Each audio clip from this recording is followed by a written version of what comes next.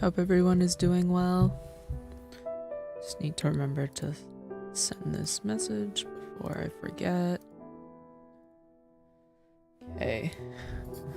I don't know too much about the story for this game other than I think it might be kind of similar to the one I played on Monday in terms of like the plot. I don't believe this one involves reincarnation, but it very much looks like the romance fantasy setting of a web novel.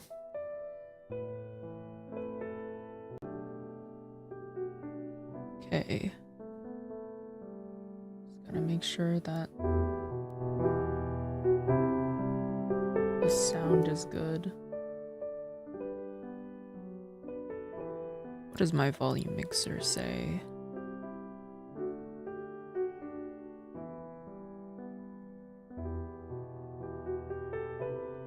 I will say the piano is very pretty. Okay. Let's start the recording. Alright. I don't know how long this demo is. From what I remember reading, I think there's multiple endings, so we'll see. I'm hoping this takes me around 2 hours at least.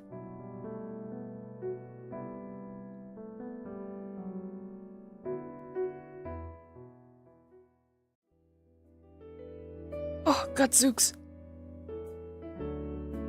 The art is animated, by the way. I think it was Live 2D they use. So some of like the software you see for like VTuber models to animate them, it's the same thing that's used for this game. Golden ribbons of sunlight pour through the window and blanket me in warmth as I nestle on my mother's lap. She breathes life into the pages of a book with her low, melodic voice. Okay, I'm assuming this is the mom then. My father kneels in front of me and ruffles my hair with his large hand. Okay. So we've got dad's hair and mom's eyes. She's so cute. Ouch. Daddy, your hand is so rough. My little girl is 6 years old already. You're growing too fast. You can join me on the training ground soon. Don't listen to him, sweetheart. Don't be a warrior. Be a scholar like me. Solve problems with your brain, not your brawn. Happy birthday, sis. I know you'll excel at whatever you choose. Choose carefully, all your choices matter.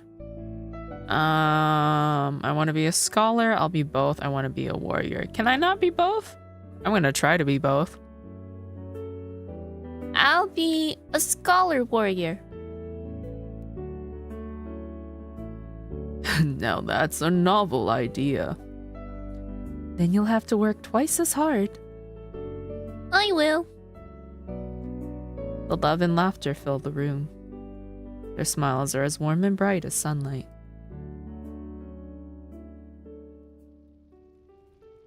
Uh-oh, is this a nightmare?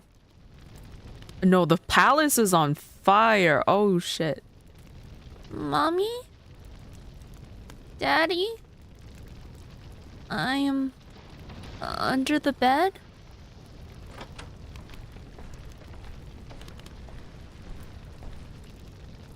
Little lady, hurry. We must get you to your mommy. I don't trust her. Where are you, little lady? This is no time for games. You must leave at once, before the fire swallows our path. Where did you go, little lady? Her voice trembles with panic.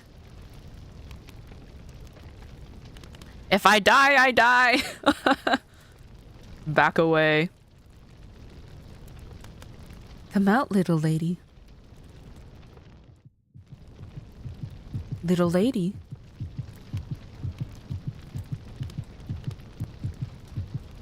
Where could she have gone?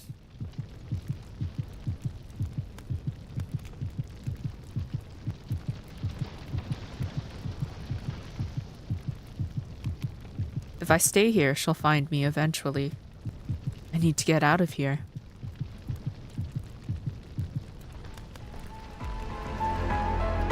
Ah, son of a bitch. Who are you? Music's a little loud. I'm gonna have to...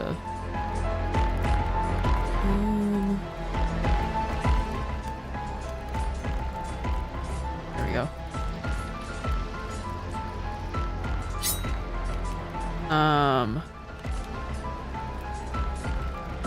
Dodge and run for the door or grab the fireplace poker? Well, let's see what happens if I grab the fireplace poker. I'm not trained at all. I could very well likely die. I roll toward the hearth and grab the iron poker. A jolt of force shoots through my arms. Ouch. Die. Whoa, that scream. Holy shit. Daddy. That was a great parry.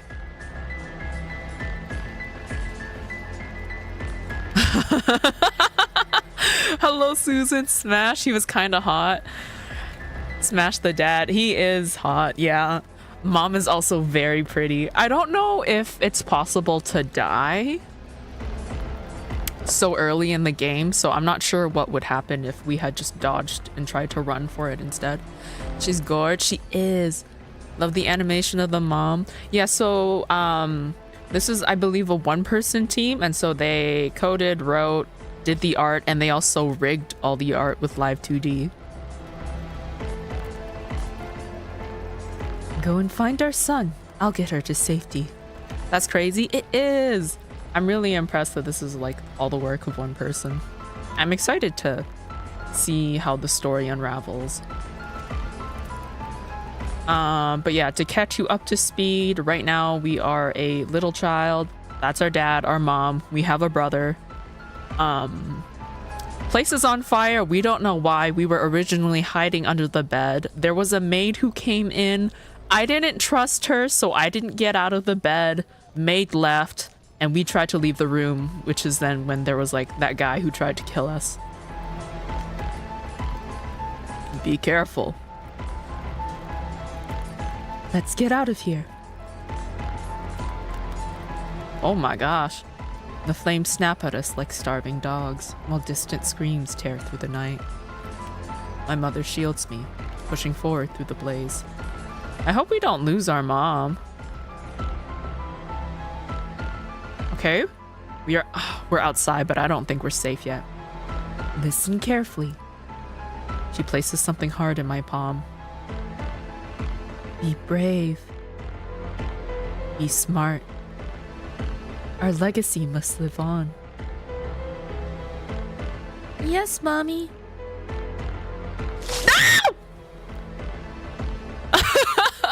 My words exactly! No!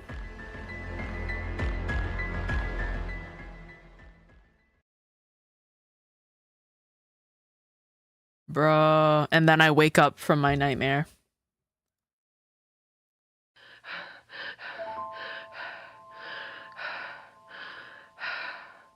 So far, I really like the sound design of this game.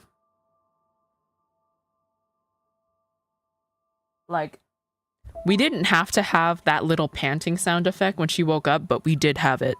And I appreciate that. Ugh, the same wretched nightmare again. Also, hello, Cypher. Hope you're doing well today. Is it a dream or a memory? Girl, that's a memory. I'm not quite certain. I grab the ring that hangs on a delicate chain around my neck. The issue is like, I don't know how we survived. Like, mom gets killed in front of us. There's that, you know, shadowy figure, but then how do we live? The signet ring is real. So how much of the nightmare is real? With a heavy heart, I slowly lie down and stare at the dancing shadows on the wall. It's difficult to fall back asleep after waking up from this recurring nightmare. Even if I do, the sleep is restless and light. Oh my god, we're all grown up now. The morning finally breaks after a long sleepless night. I trace the ridges of the signet ring with my finger and carefully put it away in my jewelry box.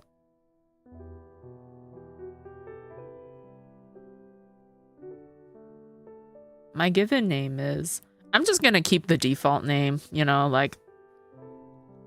I have no desire to, like, change her name. So we're gonna leave it as Seraphina. My family name is... We're gonna leave it default, Montclair. I woke up in an orphanage in Alderwild, where girls were trained to become governesses. She cute? Yeah, she is so cute! Got Papa's hair and Mama's eyes.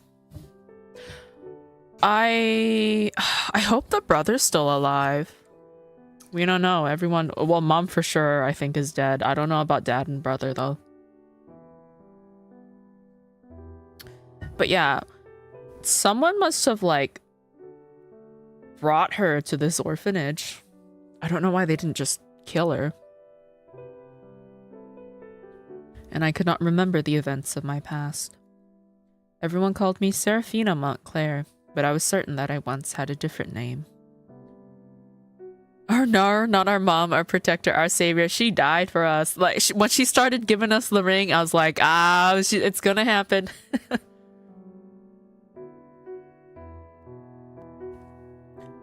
At first, the sound of every opening door, every shifting window, and every creaking floorboard filled me with fear.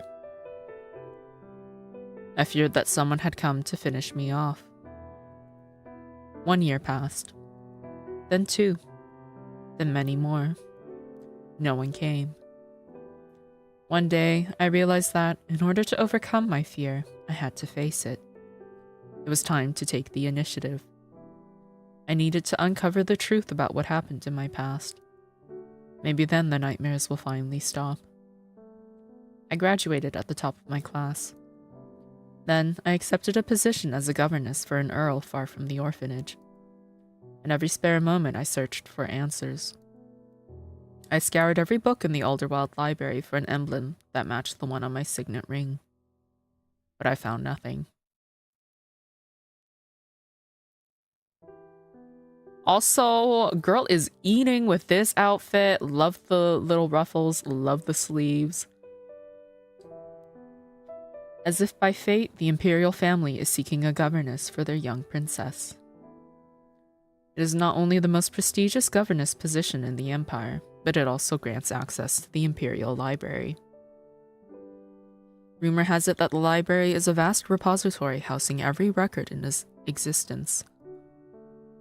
I applied with little expectation, but to my astonishment, I was offered an interview. Isn't that the gist of most job applications? You just throw your resume in, not expecting anything, and then you get an email asking for time slots where you're available for an interview, and you're like, what? I need to win this position. No, I must win this position. Today, I'm heading to Drakenberg, the imperial capital. This marks the beginning of a new chapter. And I pray to all the gods, let me finally discover the secrets of my past.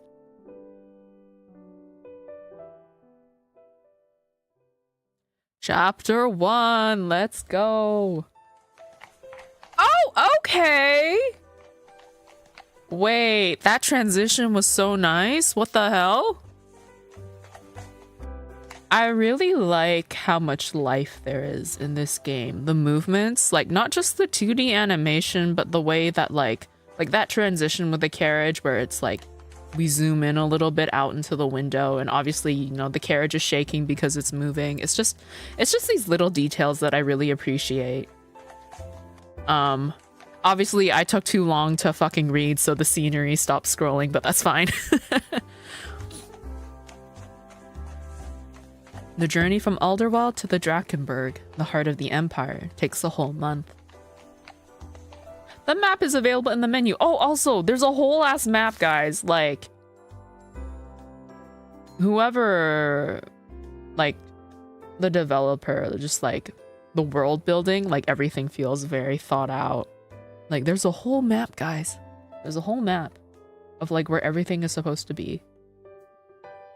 I don't know if we'll actually get to visit all these places, but it's nice to know where everything is in relation to other locations. So we need to go to here. That's where our childhood home was.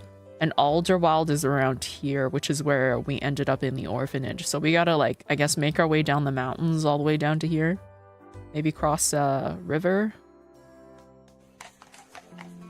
The mountains I know soften into rolling fields of flowers and then rise sharply again. The flavors of cuisine gradually change from one region to the next. The people's faces and accents take on distinct features shaped by the lands they call home. But the capital is unlike them all. The city pulses with a restless energy that feels both boundless and insatiable. The horses seem to gallop faster. The crowds press tighter. Everyone moves as if racing an unseen clock. Like, if I had to draw a background like this, I don't think I could, like, hold myself back from, like, slipping in something funny.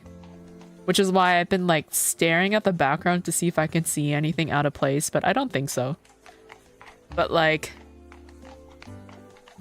yeah, if I were to, like, make something like this, the urge to just slip in a little hee-hee-ha-ha moment somewhere is just too tempting. Like, maybe, I don't know, like have a Where's Waldo moment. There it is. When the Imperial Palace finally comes into view, the sight steals my breath away. The white marble walls gleam like crystal in the twilight.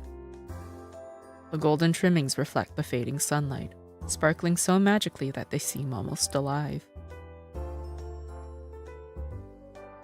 My spirit soars at the sight of the beating heart of the great Ravensburg Empire.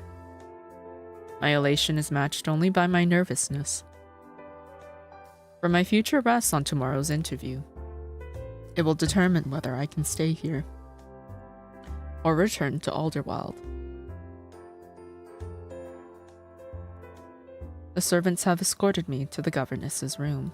Oh, cute! We got like little plants in the corner. I should be preparing for tomorrow's interview, but look at that view. Drawn by the palace's grandeur, I take a book with me and wander into the gardens to read. I find a secluded bench surrounded by the blooming flowers and let the floral fragrance surround me. Oh! Oh! Look! It's them! Hmm? Okay. I can hardly believe it. Both of them? I told you today felt special. Your Highnesses?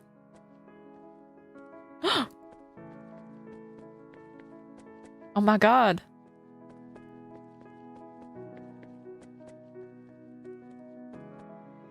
The Imperial Princes. I think there's only 2 love interests, I believe. Because the promo art is basically our MC, Seraphina, and then these 2 guys. I squint against the setting sun, but I can only make out their silhouettes against the fading light. The sunset swallows them as they disappear down the path. By the heavens, they're so handsome. I almost forgot how to breathe. Is it just me, or does the Crown Prince seem taller every time I see him? He's not taller. You're just intimidated. Well, can you blame me? He's a legend. The Great Unification wouldn't have happened without him. That's true. I bet you one of them killed our family, though. He has been leading troops ever since Ravensburg's first campaign when he was just 14 years old. That's a total of 12 years. Yes, he only stopped last year when the conquest finally ended. Why did it stop? We still don't have Winterhaven and Almerath. The old Ravensburg kingdom has tripled in size and become an empire. We can't keep expanding. Still, imagine if we conquered the entire known world. Now you're just being greedy. Wars aren't just about gaining new territories, you know. People die. That's why they call Prince Maximilian the Crimson Reaper. Isn't it because of the color of the windbreak banners? No, it's because of all the bloodshed that follows in his wake. Then I'm glad I was born on the winning side of the war. But the second prince couldn't be more different from the crown prince. He has the warmest, most angelic smile. He does. Always polite, always generous. Exactly. Everyone at court adores him. Well, almost everyone. Oh? Earl Hanroth didn't. Hanroth? Why not? I don't know. But when I passed by Prince Lucian's quarters last week, Hanroth came rushing out and nearly knocked me over. Then he just collapsed. I tried to help, but he wouldn't even look at me. He just kept muttering, "A devil. He's a devil." Wait, wasn't he found dead last week? Yes, that very same evening. They said it was gambling debts. I see. I suppose even nobles can lose everything. I just think it's so funny that I'm just chilling by the bushes listening to this. Like they don't even know I'm here. Yes, that's crazy. Speaking of crazy, did you see the new governess candidate today? Another candidate? How many now? 20? 30? It's an important position. They obviously want only the best.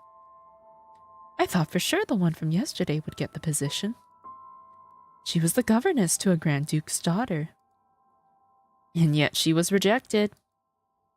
So you saw the one today. What do you think? She has a northern accent. I'd say she's not from around here. Didn't you know? The imperial family offered several interviews to several governesses from outside the capital to give the other territories a chance to serve. But we all know it's just for show. Yes, I agree. The outsiders have no chance here. Reveal yourself and confront them? Like, I see no benefit to confronting them.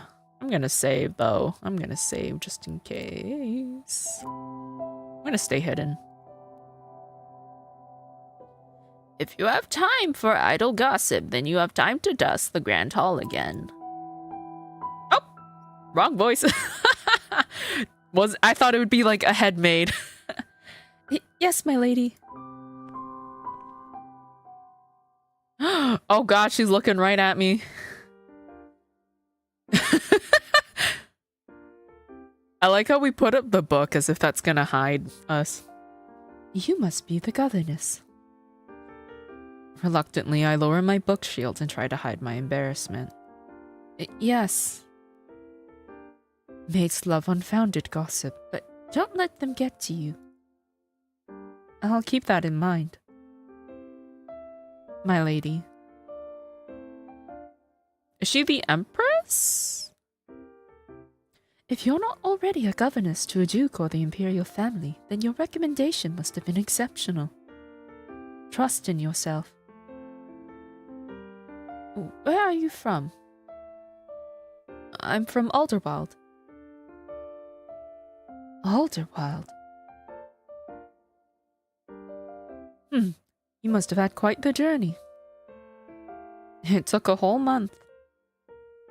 Everything is so different here. I know the feeling. I'm from Levenholt. We're practically neighbors. She gives my hand a warm, gentle pat. Don't let this place intimidate you. I think fresh blood like yourself is exactly what the little princess needs. Someone with a worldly view and a perspective beyond that of nobles raised within the comfort of palace walls. Should I ask her for help with the interview? I mean, I don't see why not. Also, yeah, I just wanted to check the map. Okay, so she's from right here. I see no harm in asking her for advice. Unless she wanted to sabotage me, which I don't know. I don't think she has any reason to. Do you have any advice for tomorrow's interview? Impress the princess. Oh, the princess, sorry, I think is what she said. The princes? Yeah, okay. Impress the princes. The princes? Of course. I was preparing to speak with the chamberlain, not the heirs to the throne. You ought to teach their little sister. At least one of the two princes will come to assess you. How does one impress them? Prince Maximilian can be intimidating, but you must not let his authority diminish you. As for Prince Lucian, he often knows the answer before he asks the questions. So either be honest or make it convincing. Thank you. I'll keep that in mind. Well then, I should be on my way. Good luck tomorrow. Ta-ta! Oh, I forgot to ask her name.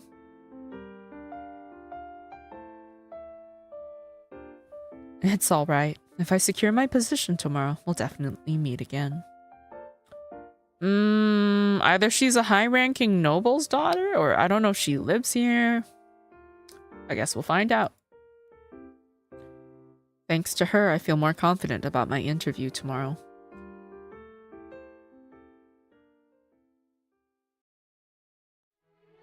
Interview day is upon me. Okay, fancy music. The fountain looks so pretty. My legs feel unsteady with nerves as I step into the palace's lobby. Whoa. Good morning, Governess Montclair. Welcome to the Imperial Palace. I'm the head butler, Mr. Griffin. Hope you had a good night's rest after your long journey. Yes, the accommodation was very comfortable, thank you. I'm pleased to hear it. Today's interview is a trial. You will spend the day taking care of Her Highness, and you will receive the results of your assessment at the end of the day. Follow me, please. I barely have time to process the news before Mr. Griffin leads me down a labyrinth of ornate corridors. My mind whirls with scenarios while my eyes try to take in the palace's beauty. Finally, he stops in front of an elaborate pair of double doors and pushes them open. Oh my god! She is such a cutie patootie! She is adorable. Your Highness, may I present Governess Montclair. She will be looking after you today. Best of luck. I'll do my best to be worthy of the responsibility.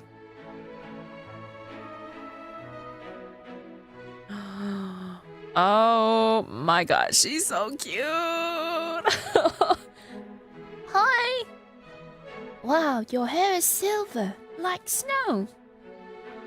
Nanny says snow is cold. Are you cold? How clever of you, Your Highness. But thankfully, my hair is not cold. Would you like to touch it?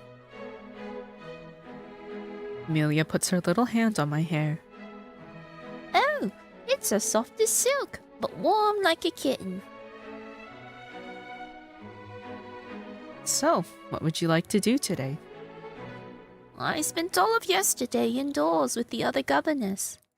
Can we do something outside today? Absolutely. Do you like flowers?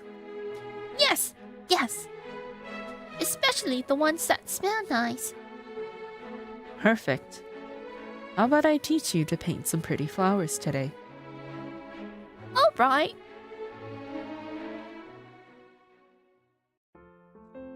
Very good. Just soften the curve a little here, at the tip of the petal. Amelia adjusts her painting to the best of her ability.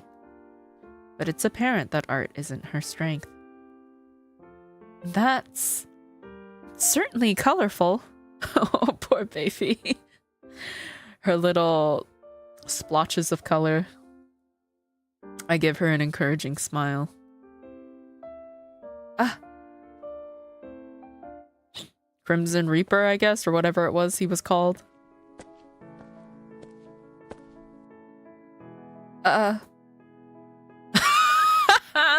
Sorry, I do like the overlay that appeared when it came to his introduction. He's the Crown Prince, Maximilian Windrake, the fearsome Supreme Commander of the Great Unification, the living legend of Imperial history. You must be the governess. Yes. Get yourself together, Seraphina. You're stammering like a fool. I square my shoulders and steady my voice. It is a great honor to meet you, Your Highness. What are you doing, Amelia? Maximilian, do you like my drawing? What are you drawing? Peonies, of course. Good effort. I don't understand. Why have you chosen to teach art on your trial day?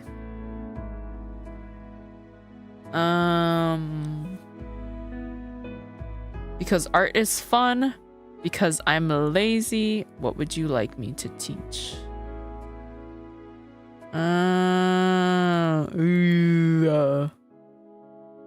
I don't think because I'm lazy is a good choice, so it's like kind of 50-50 here. Because art is fun, or what would you like me to teach? Is there a log? There is a log. Why have you chosen to teach art on your trial day? I don't know. Can we go back to like the other lady? Prince Maximilian can be intimidating, but you must not let his authority diminish you. Okay, so I'm just gonna say art is fun. Creating something out of nothing is fun. I believe children learn best when they're allowed to explore. Art lets children experiment, make mistakes, and discover things for themselves.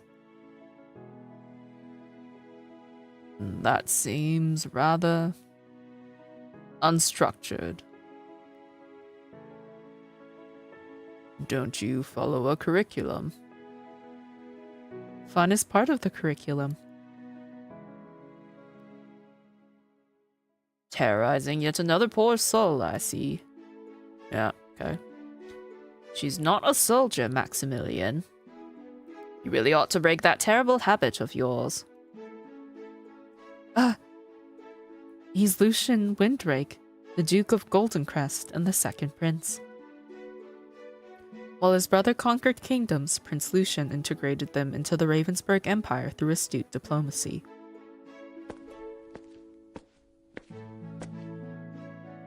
What a pleasure to meet you, my lady.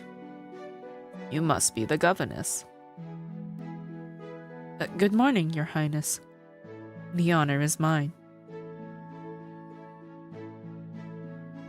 If you lowered your intimidation factor by even half, my dear brother, fewer ladies would flee in terror when you're near. I don't know who says this. I'd rather he doesn't. Oh! Because he's already engaged to me. Victoria Rosemore is the only daughter of the Grand Duke of Florendale. Lots of places, lots of places. Where's Florendale? Florendale's over here. Okay. And then Goldencrest is over there. Okay, gotcha. Her family is the wealthiest in the Empire, and has military and political influence second only to that of the Imperial family. She made her debut several years ago and was dubbed the Diamond of the Court. She has received countless proposals from suitors across the empire, but she has refused them all. That is, until her engagement to the Crown Prince was announced earlier this year. The imperial wedding is only a few months away.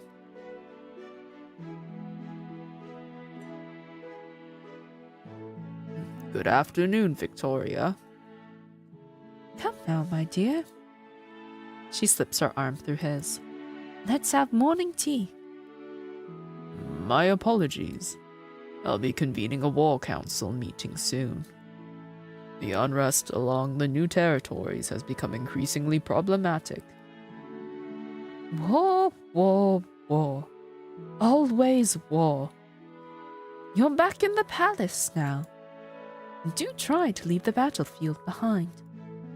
It's time you learned how to live at court. Fine. But make it short. Great. There's a new Valentis patisserie in the capital that's creating quite a sensation. I had my maid fetch some this morning. You simply must try them immediately. Governess, I'll leave Amelia in your care. The hero and the beauty. Do you think they'll be happy together? No, because the Crown Prince Must stay single.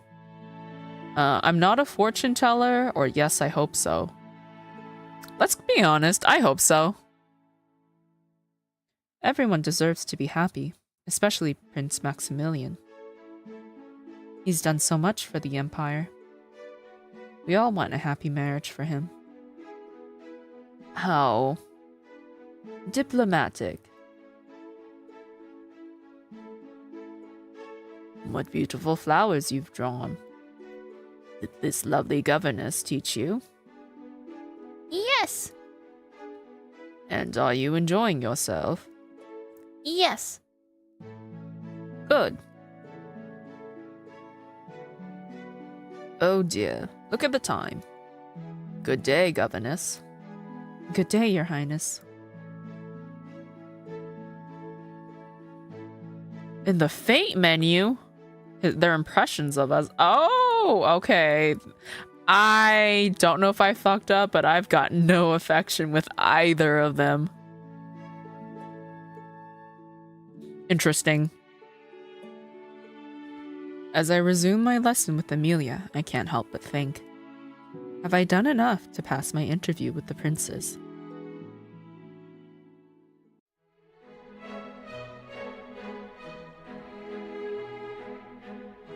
The princess's schedule is packed.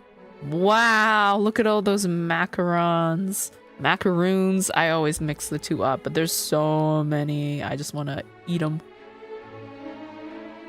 It's only just after morning tea, and she's now attending the Imperial Ladies' Luncheon. She's surrounded by a group of noble ladies from some of the most influential families in the Empire. Meanwhile, I'm standing by to guide her through the etiquette of courtly gatherings.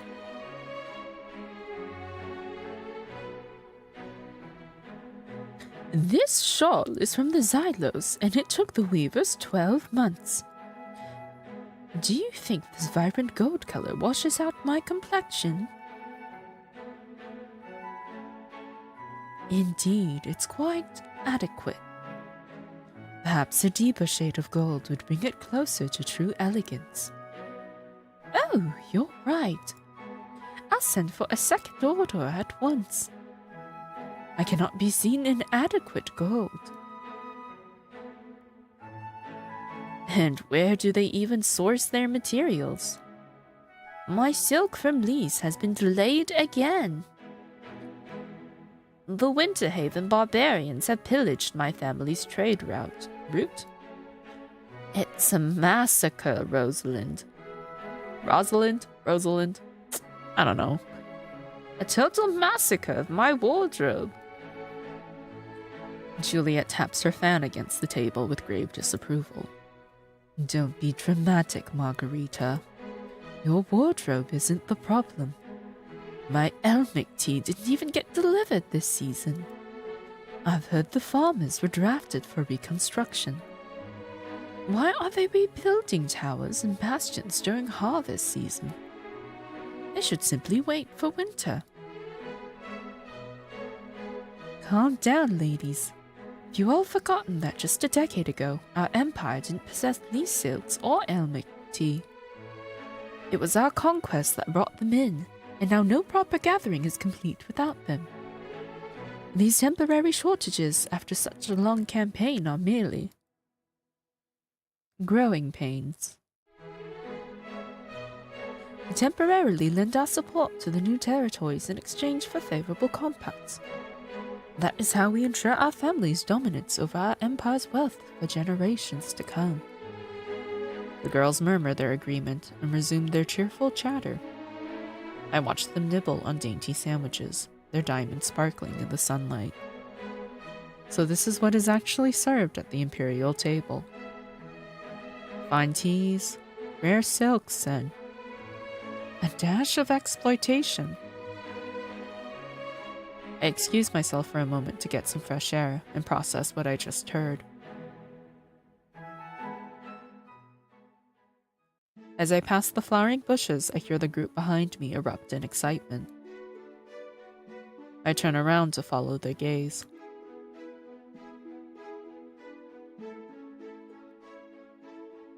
Prince Lucien! Come, join us! He glances at his pocket watch briefly before striding toward the group.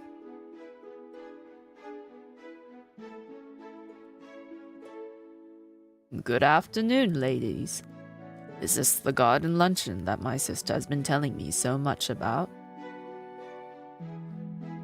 Yes, Lucien. Look at all these cakes.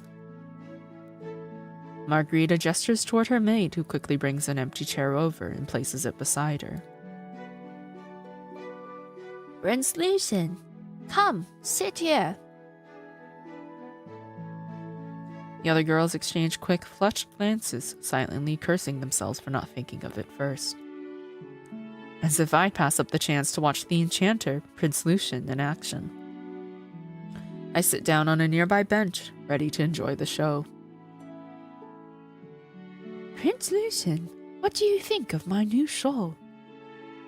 Lucien studies it carefully. Silken and luxurious, masterfully woven. You have an excellent taste, Lady Rosalind. But honestly, you could make burlap look fashionable. Oh, you tease me, Prince Lucien. The Xylos weavers took 12. Prince Lucien. Margarita cut in before Rosalind could finish her sentence. Have you heard the new opera at the Orpheus? As a musician yourself, I know you would love it. The music is soul-shattering. Soul-shattering? And I hope the audience survived the ordeal. But in all seriousness, I'm intrigued about the new techniques they're using. Sadly, I haven't been able to go because I've been busy lately. That said, if you go again, feel free to take one of my grand boxes at the theater. Prince Lucien, your generosity is legendary. How fortunate is our empire to have you as our prince. Sorry for the interruption, Prince Lucien. I just acquired the most magnificent stallion. He's a purebred frostwind and rides like a wild storm. At last, a horse with a spirit to match your own, Lady Juliet. I've always had a weakness for the wild ones. I must see this frostwind stallion of yours. It sounds remarkable. Then you must come to the races next month. As our conversation continues, I watch Lucien skillfully offer each lady a tailored compliment or gesture. That leaves them all giggling like teenage girls. If this isn't sorcery, then I don't know what is.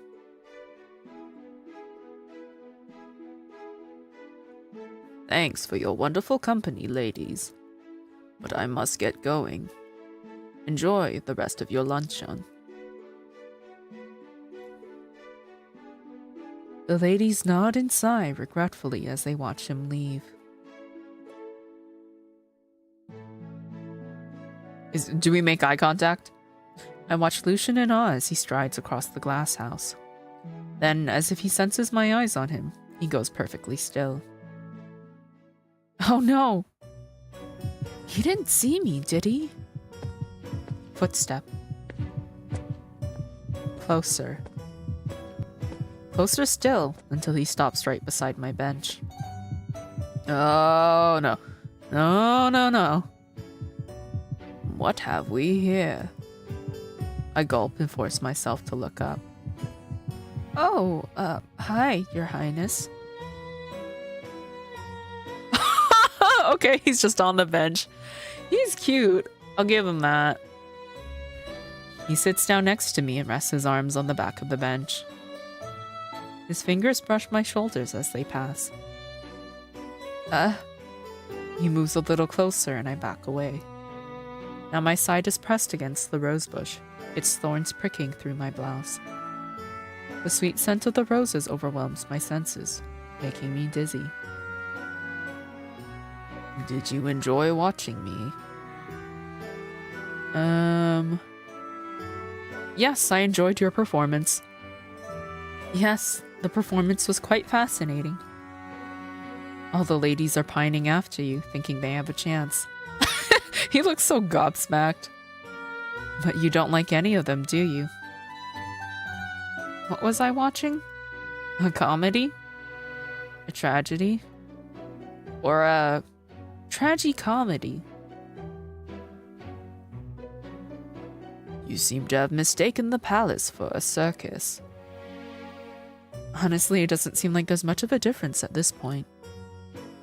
With all the plastered clown smiles and fake laughter.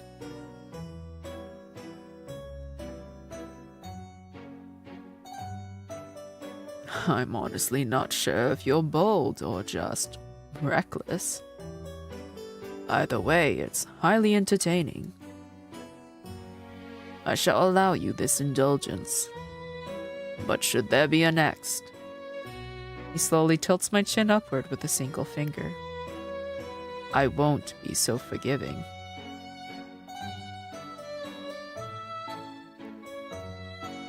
Good day, Governess Montclair.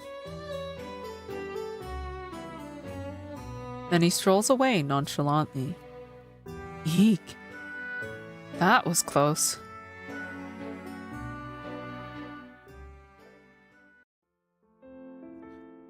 You know what? I don't know if that did anything. Oh, what the hell? Affection is at 50?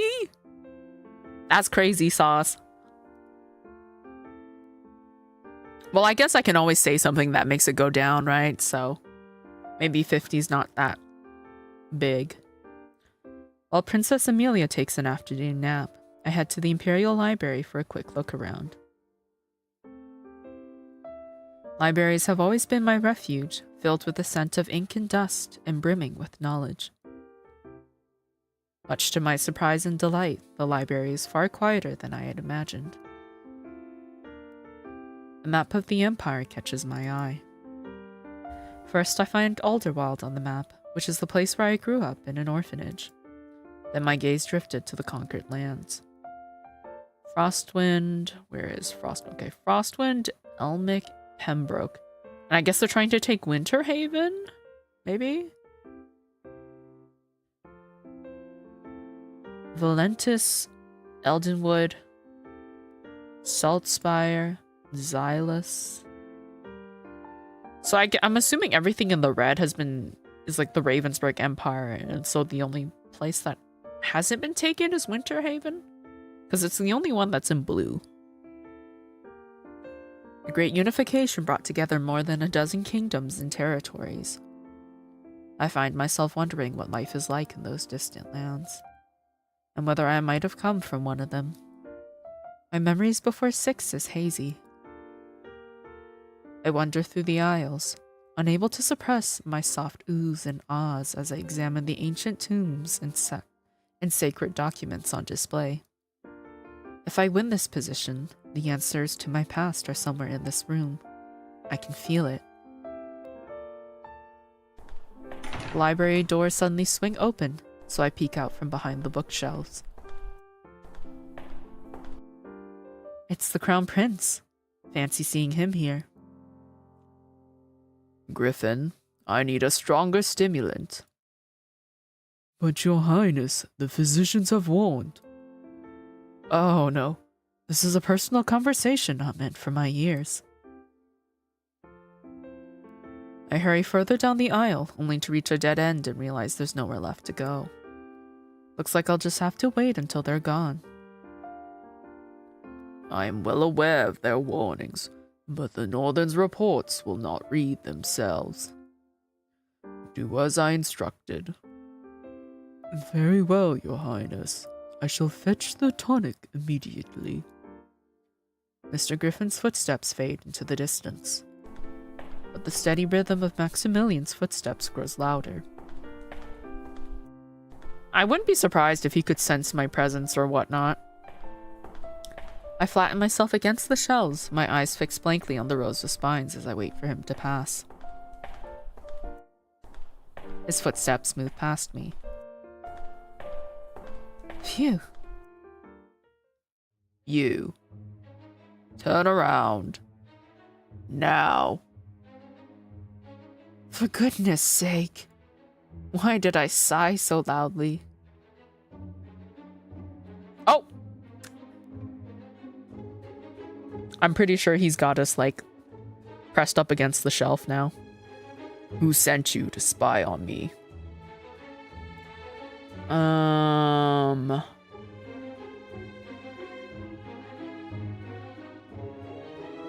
Bro, none of these answers are good.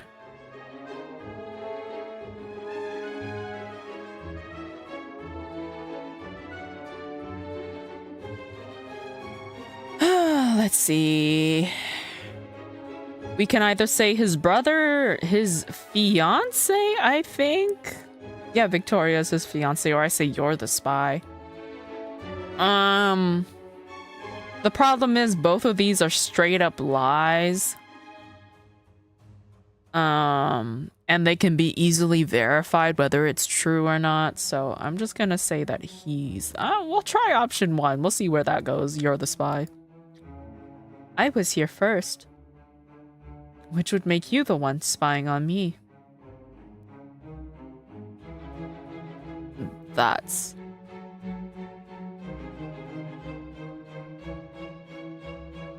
Governess? Pretending you didn't recognize me? That excuse is so unoriginal.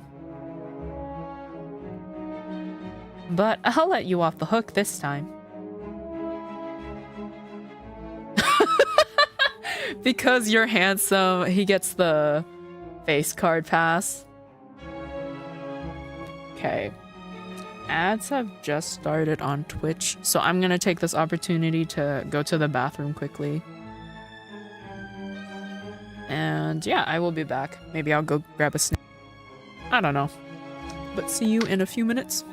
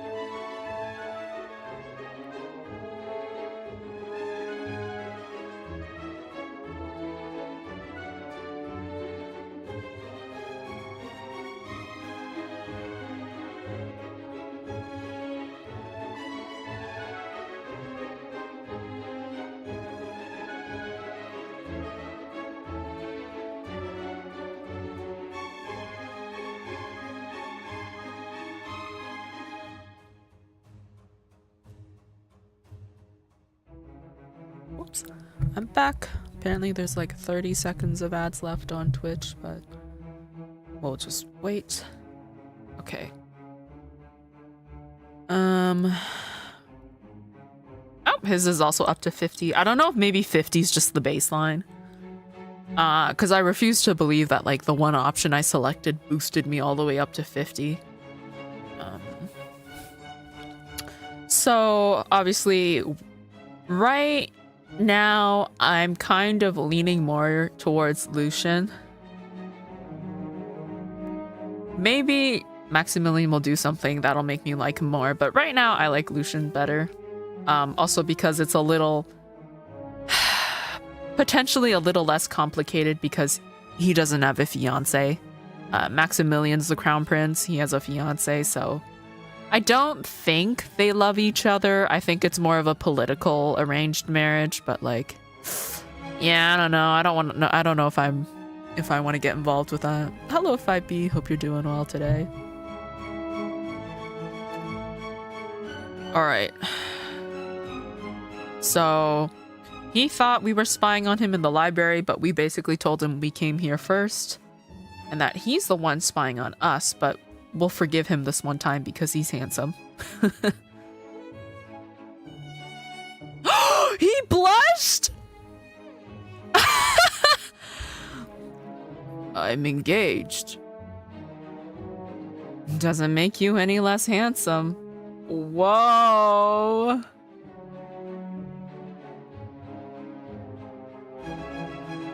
He's so red, guys.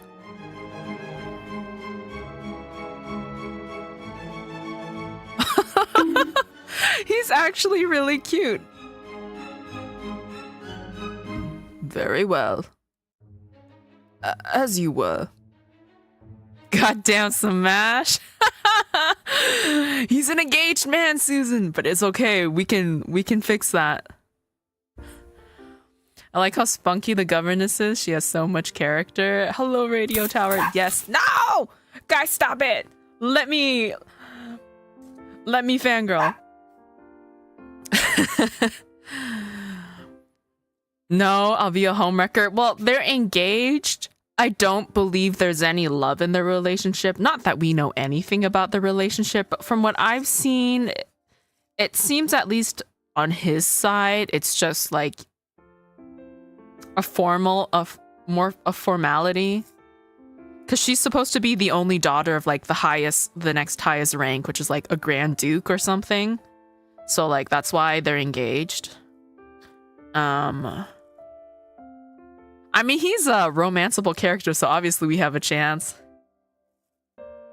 But bro, the way he was blushing, oh my god.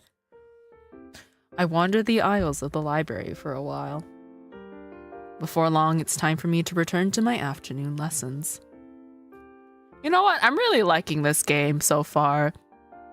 Art is gorgeous. The animations are very well done. Like, sound effects have a purpose and they're well used.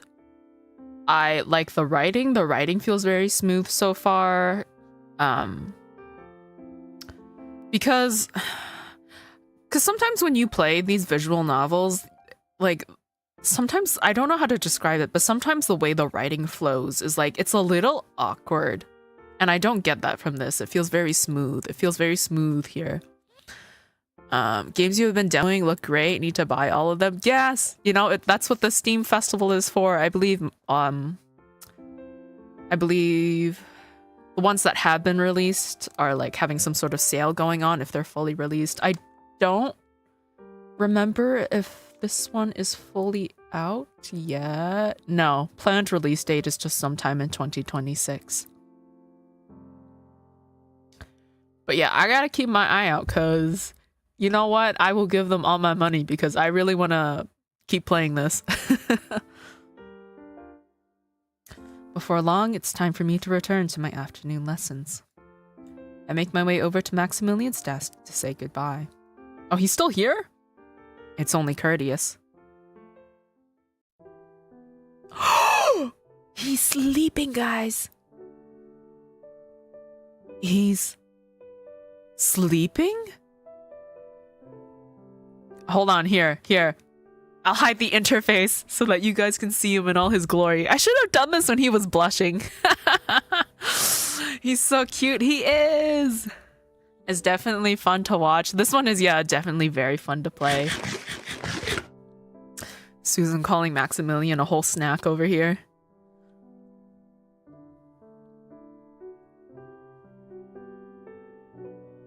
That's right. He mentioned needing a stimulant earlier. I'm such a nosy bitch, but I don't think he would appreciate that, right? Isn't it kind of suspicious to like peek at his notes?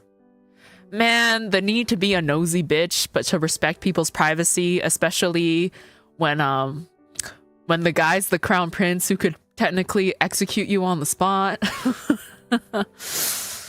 I did save, so fuck it. I'm very scared he's just gonna wake up right in the middle though. Oh, thank you for the follow, Linda Brute. I'm very scared that we're gonna peek over his shoulder and his eyes are just gonna snap open and it's like, what the fuck are you doing? Alright, fuck it, we ball. Oh, thank you for the lurk, I appreciate it. He's reviewing the defense plans for the northeastern borders. He's working on the defense plans for the northern territories. I study his strategy for a moment. It's a wartime approach, costly but effective. And his handwriting is atrocious. Man is about to become the emperor and he's got chicken scratch writing. It's a chaotic tangle of sharp, illegible characters riddled with corrections. Bro should be a doctor? Exactly, with that kind of handwriting. I'd rather not get accused of being a spy. Well, to be fair, he already accused us of being a spy earlier. Nothing like the decisive, meticulous commander portrayed in the books. Is this what they call the gap moe? Where he's super serious, he's killed lots of people on the battlefield, he's like super duper intimidating with his black hair and his red eyes. But like, bro cannot write for shit, like his handwriting is terrible. He was too powerful and God had to nerf him with this.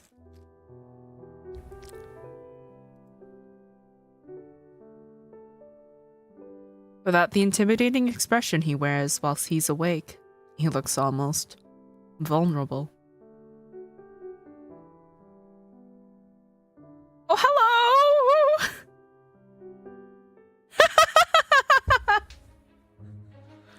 Oh, this is so much fun. I was.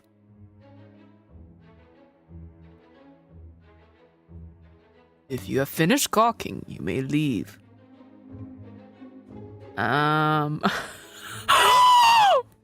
Oh my god. The options, guys. The options. Is he gonna ill us? I don't know. I don't know if we're cooked. So we can either say there's nothing wrong with taking a nap, or I can't help it, you're very handsome, or not gawking, strategizing. Oh man, I want to tease him so bad because he seems like he's very easy to tease. Another save, another save. I feel like the very neutral option is to say there's nothing wrong with taking a nap. The third one, we might be able to help with his like his strategies, but then we would out ourselves because the only reason we would know that is if we took a peek at his notes, and so he might not be happy if he finds out that we took a peek at his writing. Do it. All right, can't help it. You are very handsome. He's gonna pull the I'm an engaged man card again, maybe.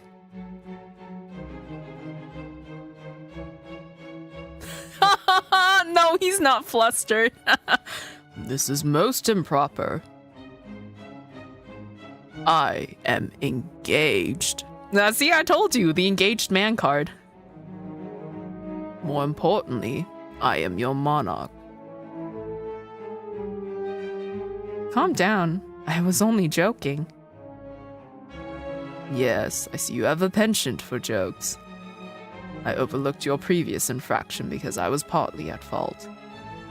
But somehow my leniency made you think I could be the subject of your amusement. Perhaps you would be better suited to being a court jester. No! I've been demoted to jester. But you are not fit to be our governess. Oh, is this a bad ending? His affection has gone down to 33. So I must ask you to leave the palace immediately. Griffin will arrange your transport home.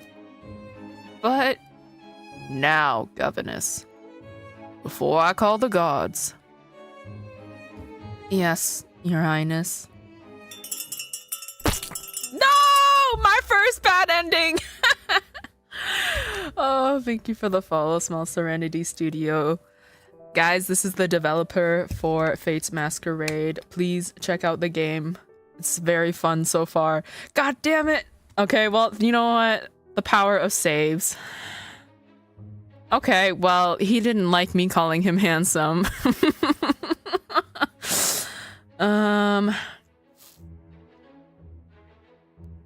I'm still a bit hesitant to choose the strategizing option because I'm worried that's gonna out me for peeking at his notes. So we'll just go with there's nothing wrong with taking a nap. Although, you know, if I already fucked up one time, why don't I just fuck up again? Regarding your defense plan, I'm from the north, so I have a suggestion. Thanks for playing my game. No problem. I'm having so much fun so far. Your first bad end? That's very good work. That implies that there were other bad ends that I avoided. You know what? Okay, I guess you can die very early in the game. Perhaps you could have died as a child. I'll have to go back and try to die.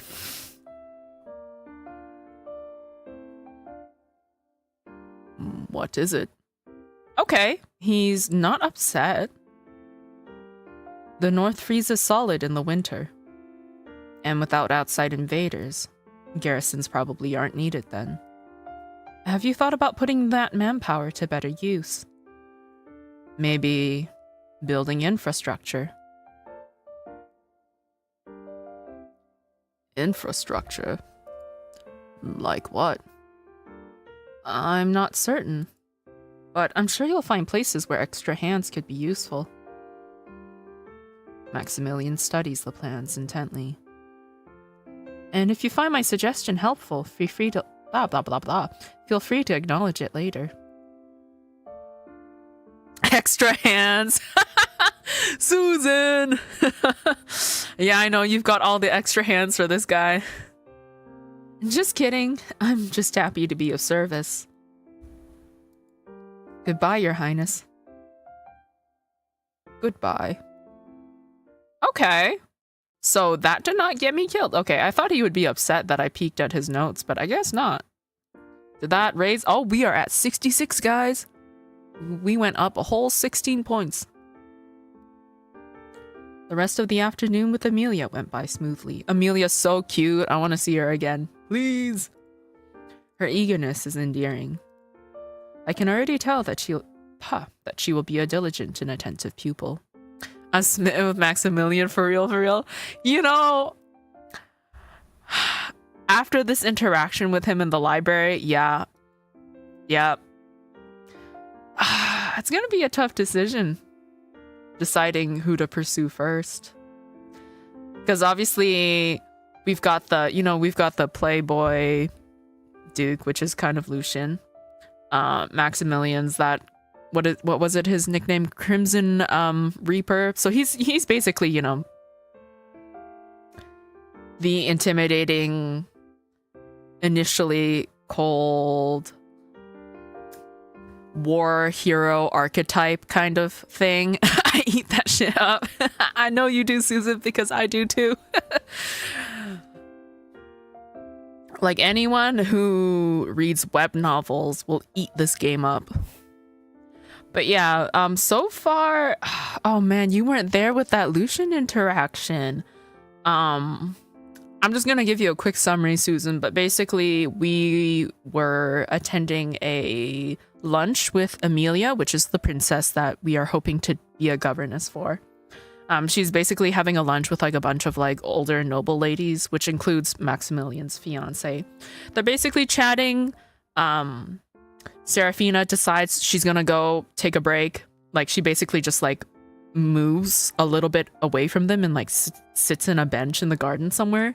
And Lucian comes by, and obviously the girls are very excited. And they invite him to join them, and he basically like charms their dresses off, and like you basically watch the whole thing entertained. And then of course as he's leaving, he finds out that you've been watching him the whole time, and so he comes up to you. And I think he like low-key threatens us. I think it's too far back for me to go into the logs, but like he got very close to us because he sits down next to us on the bench, and he keeps moving closer to Serafina, and Serafina's trying to move away from him, like to the point where she's like pressing up against the rose bushes, but like Lucian keeps moving closer and closer, and he like I think even at one point he like grabs her chin and like tilts her face towards him. Let me see. The option I picked kind of made fun of him a little bit, so I guess that's also why he wasn't too happy with me. Yeah, here's the logs. I shall allow you this indulgence, but should there be a next, he slowly tilts my chin upward with a single finger. I won't be so forgiving. Not gonna lie, smash. But yeah, they're both so far very attractive love interests. Any governess would be fortunate to teach her. When the day was finally over, she hugged me tightly and whispered that she hopes I'll be back tomorrow. She's so cute. Oh, cue the meme of like me holding up a little Amelia and being like, I've only known her for one day, but if anything happens to her, I will kill everybody in this room, or however that meme goes. At least I know for certain that the princess likes me, and that fills me with hope. There's a knock on the door. Mr. Griffin, maybe? My heart skips a beat. Could this be the result of my interview? I rushed to the door. Oh, it is him. Mr. Griffin. I think you would also smash him, Susan. He hands me a wax-sealed envelope. Your beekeeper. Congratulations, Governess Montclair. Your appointment has been approved by the House of Windrake, the Imperial family. We humbly welcome you to the Imperial household. We got the job, guys! He bows and leaves, and I quickly close the door behind him. Like, the second that door closes, I would be screaming. My hands tremble as I break the seal and pull out the contents. Inside is a beautifully crafted appointment letter bearing the Imperial emblem. I gasp with joy and press the letter to my chest. You know what? Can I go back, actually? There we go. Yeah, I wanted to take a second to appreciate this a little bit longer. So pretty. Okay, so we got a little dragon. I don't know if this is an actual language or a made-up one. It looks German. I'm guessing. I don't know what it is, but it looks like, to me, it looks like an actual language. I just don't know what it is. Griffin is beekeeper age for real? He is. I didn't learn what a beekeeper was until yesterday. Google Translate time.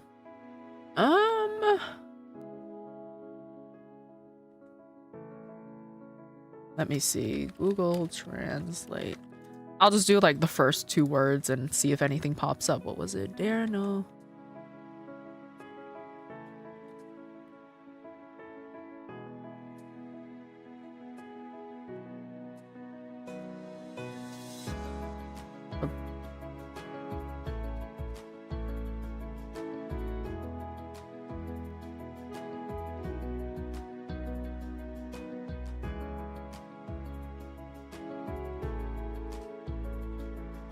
I don't think it's an actual language.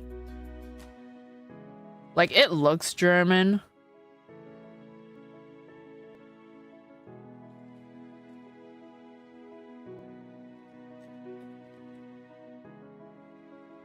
Yeah, Google Translate thinks it's German, but I don't think it's like, it's supposed to actually translate into anything. Okay. I gasp with joy and press the letter to my chest. I take the ring out of my jewelry box. I've made it. And I can't wait to begin my life at the Imperial Palace.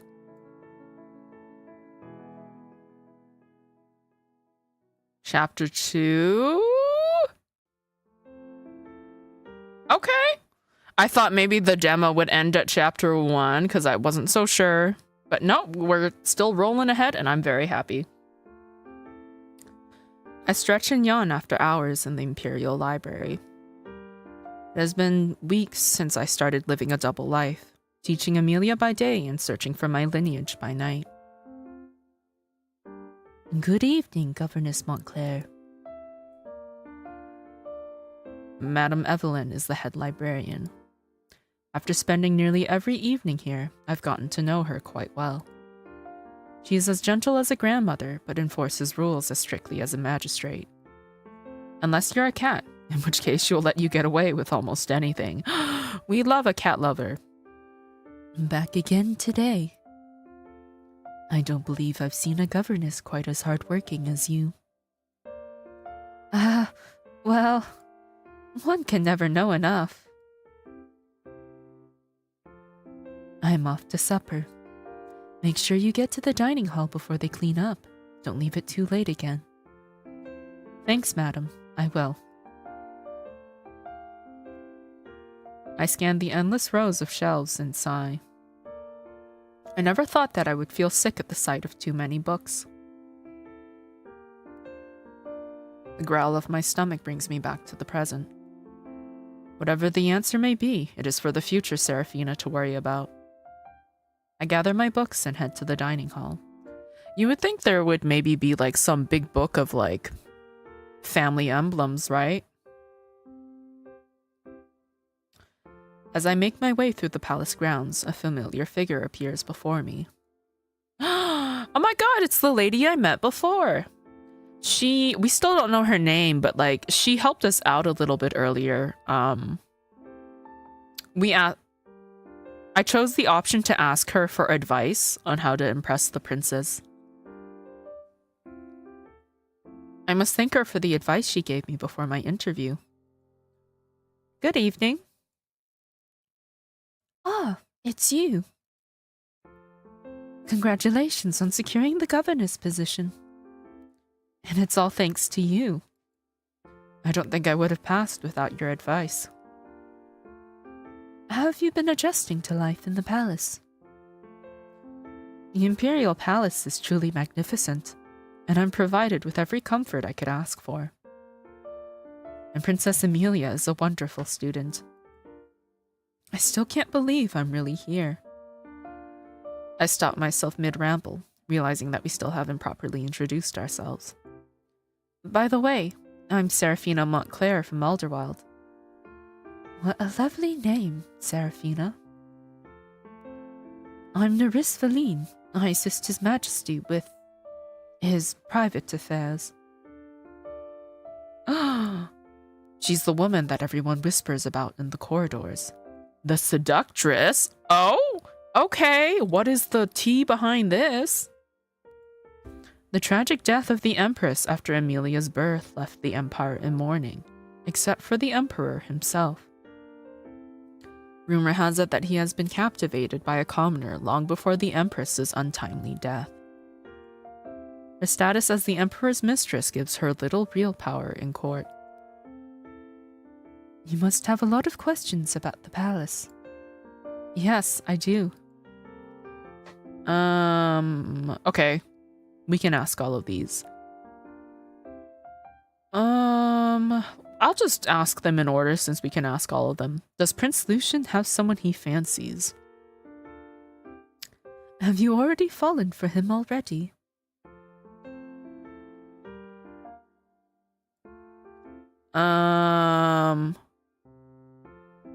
Truthfully, no. Like, is he conventionally attractive? Yes. But have I fallen for him? No. I don't know. I don't think this should affect affection. Well, I'm a little paranoid, so maybe we'll save. No. Smart. He's not as harmless as he appears. Leave that sort of trouble to the court ladies. You'll find no shortage of decent men in the capital. What's the Emperor like? His Majesty is a complicated man. You'll have the chance to judge for yourself. What about... Oh! Susan would want to know about this. About Prince Maximilian's engagement. Hello, Zero. Thank you for the raid. Welcome in, everybody. What were you up to, Zero? Oh, you're playing the WWE game. How's that been going? Is there like a goal with that game, or is it you just make a bunch of characters and have them fight each other? I don't imagine that game has any sort of story. But welcome in. I am playing a game called Fate's Masquerade. I'm playing the demo of it. The game, the full game's not released yet. But it's basically an otome visual novel game, which is, I guess in simple terms, it's a dating sim. I don't think I can pull up a picture of her, but the main character lost her family and then lost her memories of when she was a kid, so now she's trying to figure out who her family is. And right now we're working as the governess for the princess of this empire. We're still in very early stages, but there's two characters we can romance, and they're both the princes of this empire. Let me see. Yeah, these two. This one's the crown prince. Maximilian's the crown prince. And Lucian is the second prince, so he's the duke. But yeah, we're still in very early stages of the story. I think we just started chapter 2. Okay, we're gonna ask about Prince Maximilian's engagement. Prince Maximilian's engagement. Is it a love match? I don't think so. Love or not, it doesn't matter. Their union strengthens the empire, and that's what matters. Don't tell me. You're intrigued by the crown prince. Intrigued is an understatement, but I'm gonna say no. I don't think it affects the affection. It shouldn't. Good.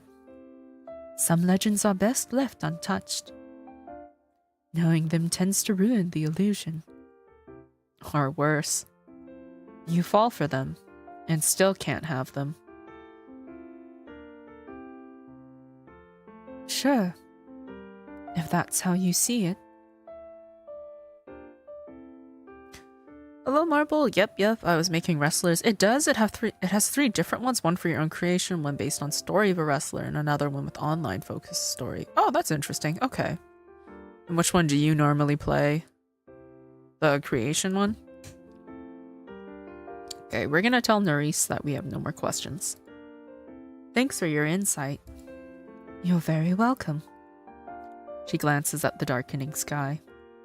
Pardon me, but I must be going. The Emperor does not like to be kept waiting.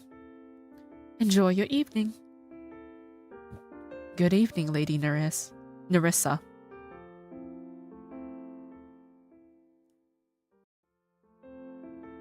A few more peaceful weeks pass, during which I pore over countless genealogical records. But I've yet to find a single match for my emblem. Okay, I guess those books do exist, it's just taking a very long time. There are simply too many noble families, and I don't even want to think about expanding my search to the new territories. Oh my god, could you imagine if Seraphina is the surviving daughter of a Grand Duke family, which means she theoretically could get engaged to Prince Maximilian instead. Because I'm trying to think about how that engagement with Victoria, I think her name was, would be broken. And that's the only way I can think of right now. But I can put the research aside today because it is Princess Amelia's 6th birthday. Oh my god! Do we get to see Amelia? And I will get to see the princess. I had assumed that living in the palace would mean crossing paths with them every day. But in reality, they are as elusive as unicorns. I'm the first to arrive at Amelia's room.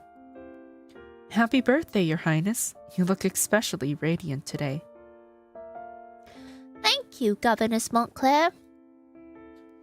I gift you stories of brave and clever princesses who are just like you.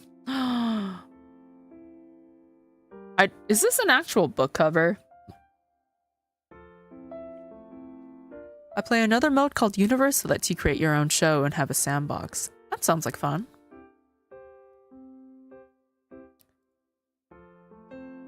Read them to me now. All right. I'm reading the book to Amelia when there's a knock on the door.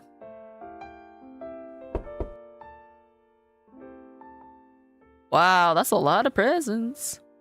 Maximilian enters, followed by his footman carrying large, heavy boxes. Good morning, Your Highness. Good morning, Governess Montclair. Happy birthday, Amelia. Thank you. As soon as the footman set the gifts down, Amelia rushes over to pick one up. She unwraps it to reveal paints, sable hair brushes, and expensive pigments. Aww, he bought her paints! This game looks interesting. What kind of visual novel is this? Love story, horror, suspense? It's a romance. It's also... I mean, because there's court politics, you can very easily die. But yeah, it's romance. I don't know if revenge will be part of this. Let me look at the store page quickly.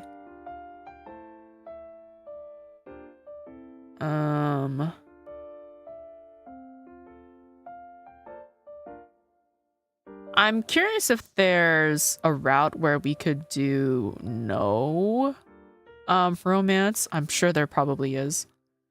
But yeah, it's romance. I guess it's also kind of like mystery because you're trying to solve, find out the truth of your past, like what happened with your family. Because as far as we know, everybody's dead.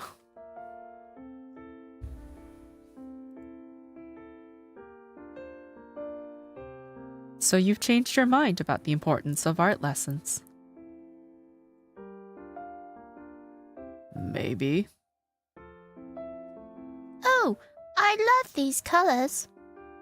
I still need to figure out a voice for Amelia. I keep being a little wishy-washy on it.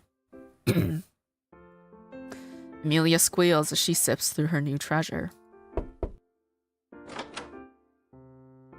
Happy birthday, Amelia. Thanks, Lulu. Oh my god, she calls him Lulu. Good morning, lovely governess. It seems my brother has miraculously beaten me to the celebration this time. I need to attend court soon, so I came early. So what? So do I. He casually shrugs. That doesn't mean I intend to arrive on time. Art supplies? From you? As our Crimson Reaper confused a paintbrush for a sword. You're only jealous because my gift is better than yours. If you say so. He produces a small, ornate box. I got you this, little Amelia. A locket with them in it! Oh, that's so cute! Inside the box is a delicate locket that opens to reveal a painted miniature of the siblings. a thoughtful gift. I wish I had a locket with my family's portraits so I could gaze upon their faces. Happy birthday, little one. Now I can see you two every day. Lucian gently ruffles her hair. Exactly. He casts a playful glance at Maximilian. Take note, brother. This is the true art of gift-giving. I believe a gift's value is decided by the recipient, not the giver. Are they gonna ask me to pick which one's better? I fucking knew it. Governess Montclair, if you were to receive our gifts, which would you prefer? Oh no. Why does Lucian have to drag me into their crossfire?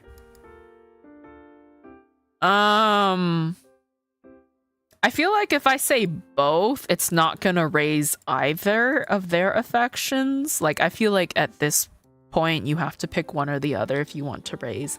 That is my speculation. I want to see what happens if we say pick both. Both gifts are thoughtful. Either one would bring me great joy. The only thing worse than choosing the losing side, governess, is not choosing a side at all. Is refusing to choose at all.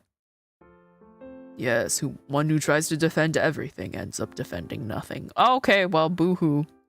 Did it go... Oh, it went down for both of them. Okay, interesting. Well, I'll be damned. We actually agree on something. That is rare. Great. I've embarrassed myself in front of both princes. Okay, well, we're gonna load, and I'm gonna pick the locket because that is personally what I would choose to prefer. Like, I'd rather have the locket over the paint supplies. You have no idea how curious commoners are to see the faces of the rulers. I could charge a copper for every peek at the portrait inside. Oh. You know, when I picked the locket, I picked it under the impression that it would have a portrait of, like, Seraphina's family and not the three of them. Because that would be weird. I'd be rich beyond my wildest dreams. So honest about your schemes. Aren't you afraid someone might rob you of the locket? With all the profits, I can hire an elite bodyguard. True. Very well. I must go. I'm sure his affection went up, right? His went up, and I think Maximilian's went down. Interesting. I will see you and Amelia at the dinner this evening. Sweet romance game. Oh, hello. Welcome. Is your username boring? Man, I don't know, but welcome in. Just somebody on the internet. Hello. Why are the fingers so long? Are they? They look okay to me. I will see you and Amelia at the dinner this evening. Bye, Maximilian. All right. I need to get going. See you all tonight. Bye, Lucian. Goodbye, Your Highness. I thought you were planning to be late for court again. Who says I'm heading to court? Since you consider yourself an art connoisseur now, I'm on my way to commission a grand family portrait just for you. It'll be perfect for your study. Spare me the trouble. Keep it for yourself. I chuckle at their light-hearted siblings sparring as their voices fade down the hallway. I look back at Amelia, who is now gazing at the portrait in the locket. What's the matter, princess?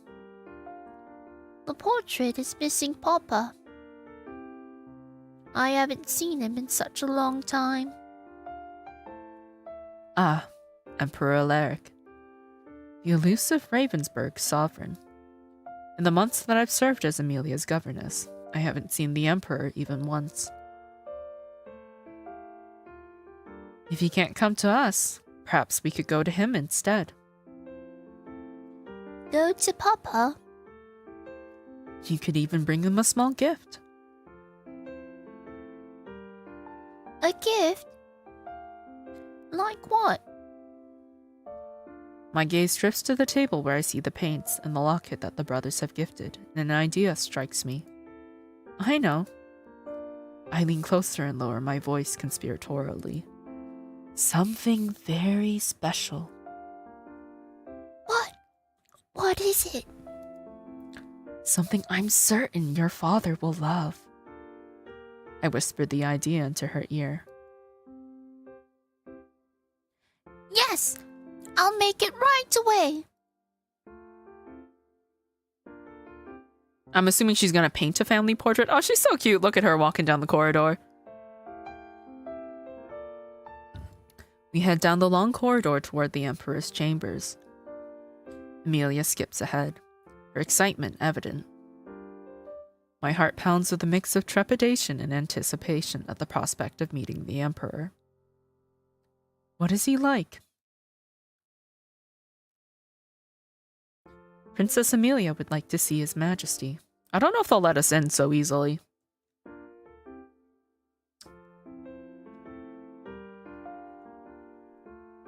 Okay. Seems to be fine. I find myself holding my breath as I gaze upon the mighty Emperor of Ravensburg. He is regal and magnificent, yet his presence has a jagged edge that makes people uneasy. It's hard to believe that I share the same air with the mastermind who reshaped the continent. A movement in the corner of my eye catches my attention. It's Nerissa. I beam at her, and she returns the greeting with a small nod. Amelia lets out a small gasp of joy and skips forward, her skirts fluttering as she heads straight for her father. Papa! What is it, Amelia? I made you something. It's so cute! Eagerly, she holds out her painting to him.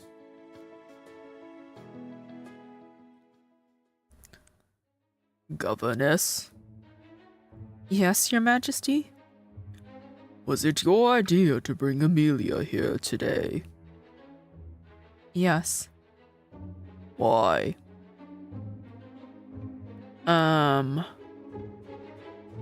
Well, should we not just tell the truth? I'm gonna save just in case I fuck up, but like, Amelia wanted to see you. It's the princess's birthday, and she had missed you. So I thought it would be a good time to show you her progress.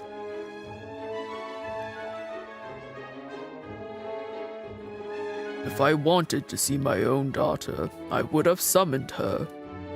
Instead, you interrupted my work, using her birthday as an excuse.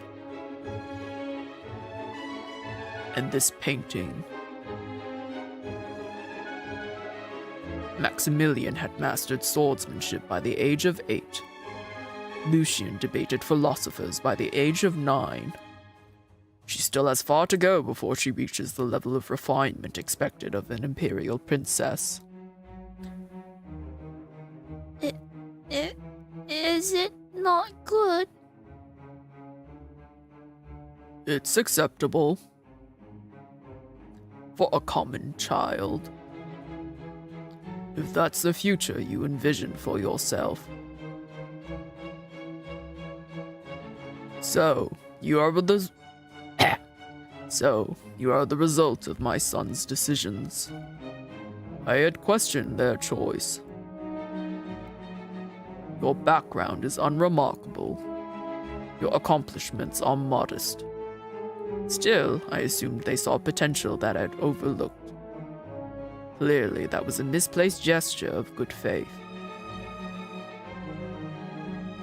So now, I am correcting it. Oh, another bad ending. What the fuck? Effective immediately. Oh no, I'm going to lose my position. Your Majesty. Not now, Nerissa. With all due respect, what use are swords or philosophy to a princess? Her role isn't to compete with your sons. It's to secure alliances through marriage. To be charming, to be beloved. Is this a masterpiece? No. But it demonstrates a strong sense of family loyalty. Isn't that the most important quality you want in your children? She offers him a cup of tea. Please, take a break, Your Majesty. You've had a long morning. There's no need to dwell on a child's painting. Oh, Amelia's crying. The princess is still young, and I trust the governess now understands exactly what is expected of her. As the Emperor takes a sip of the tea, she glares at me. Her message is unmistakable. Go, now. I take Amelia's hand and hurry her out of the room, and away from the Emperor's gaze as quickly as her little legs can carry her. Oh. I don't dare breathe until the grand doors swing shut behind us. In the hallway, Amelia buries her tear-streaked face in my skirt and muffles her quiet whimpers. He thinks I'm bad. I wrap my arms around her, but my hands are shaking so much that I can barely stroke her hair. I'm sorry, Princess. It was foolish of me to think that all fathers are like mine. If it weren't for Nerissa, I would have lost my position. I will not make that mistake again. Once the adrenaline has faded and my trembling has stopped, I reach out and brush the tears from her cheeks. Come now, little princess. Let's get you cleaned up. And get you looking your best for the birthday banquet this evening.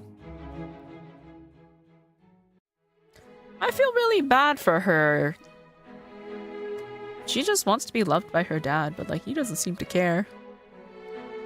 The imperial family's gathering in the dining hall is a sight to behold. All of the Empire's most powerful figures are in one room. Let us begin. Amelia, I hope you continue to grow in wisdom, beauty, and grace, and prove yourself worthy of the Windrake name. Thank you, Father. He cuts into his meat, and the rest of the family follow suit. It's a rare pleasure to dine together as a family, Father. I believe the last time was on my birthday. And that was months ago, and there was a large, noisy crowd. The Windrakes always dine together on birthdays. The tradition of Ravensburg must be upheld, especially by the imperial family. Of course, traditions. Lady Victoria, have you been visiting the palace often since the engagement? Yes, Your Majesty. I come here almost every day. The palace gardens are just as lovely as I remember them from my childhood. Good. And has Maximilian been a gracious host? He has been, Your Majesty, but Prince Maximilian is burdened with many responsibilities. It is difficult for us to spend time together. Is that so? Are you too busy to attend to your future crown princess? My apologies, Father. There are constant reports requiring immediate review. A prince who cannot manage his own household cannot manage an empire, Maximilian. Make the time. Understood. Speaking of reports, have you finalized the defense plan for the northern borders? Oh, this is the one we gave our input on. Actually, I've made some small changes. I reduced the size of the winter garrisons and redirected the manpower to road reconstruction and maintenance. Why? To improve communication with the border regions for easier control and trade, and to increase their economic reliance on the Empire. An interesting gamble. But an open road also allows the traitors and invaders to reach the capital faster. Do you have a large enough garrison in case of a conflict? Yes, the strategy is only being implemented in parts of the northern border for now. Hopefully we can find the right balance in a few years. Dangerous for you to play architect when you were raised a commander, Maximilian. But I'll allow this experiment of yours. He looked at me. Because that was our idea. What's the latest on the negotiations with the Pembrokes? He's as insufferable as usual. He believes he has leverage because his territory has most of the raw materials needed for our reconstruction. Then make him believe that he will lose those territories if he refuses to cooperate. Only settle on a favorable compact. Yes, Father. Father, Do you have a suggestion for the Pembroke taxation dispute, Amelia? No. Then listen and learn. Yes, Father.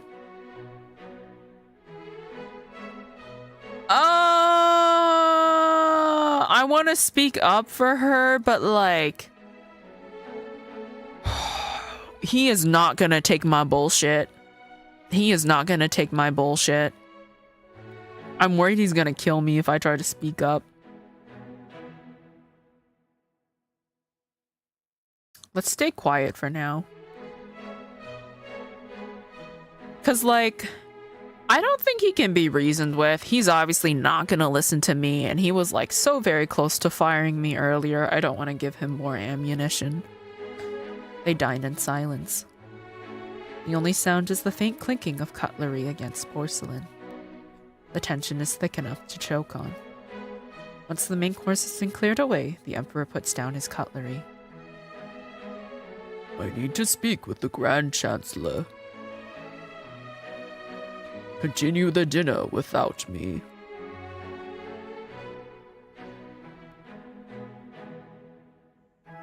He exits without another look as the doors gently shut behind him. The moment he leaves, the tension snaps like a cut wire. Honestly, the man has a remarkable talent for turning fine wine into vinegar. Be respectful, Lucian. I am being respectful. I waited until the door was closed. Surely you agree, Victoria? His Majesty has been nothing but gracious to me. Oh yes, we all saw that. I'd wager he'll treat his future Rosemore daughter better than his own. Lucian, that was uncalled for. And you're distressing Amelia. She rises gracefully and takes a large velvet box. Blah blah blah. I need some water. She rises gracefully and takes a large velvet box from her maid, then steps to Amelia's side. Happy birthday, my dear princess. I've made something special for you. Oh, that's cute. The rubies match your eyes, and the diamond is blessed by the High Priest. It is as radiant as you are. It's so pretty. Can I wear it now? Absolutely. She places it gently on Amelia's head. There. It fits perfectly. Oh, it's so heavy. And you look beautiful.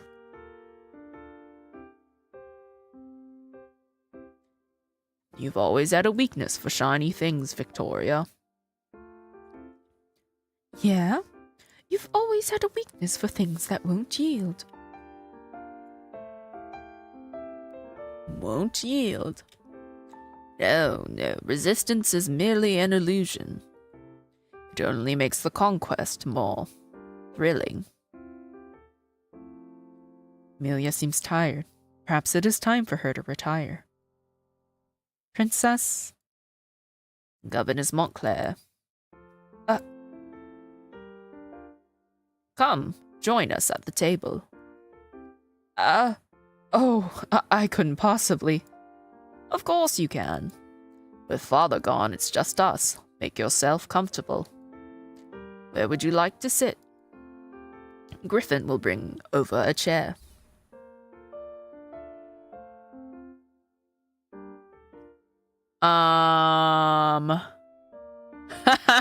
Bro, if I sit at the head of the table, would it be weird? I don't know what the end of the table would do, but I'm just gonna go with Lucian and Amelia. Because it also makes sense. I'm her teacher. And like sitting at the end of the table just feels weird. May I squeeze in between you and the princess? Yes, of course.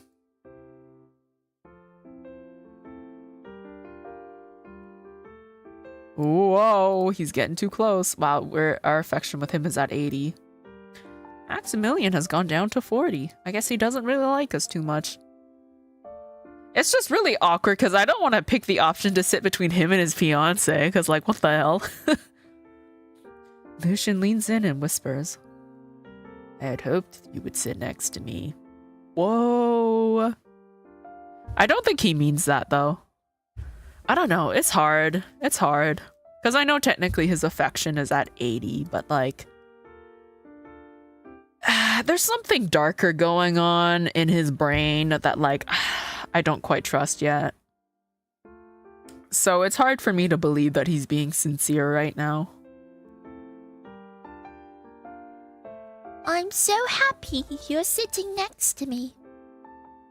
Oh, I forgot. The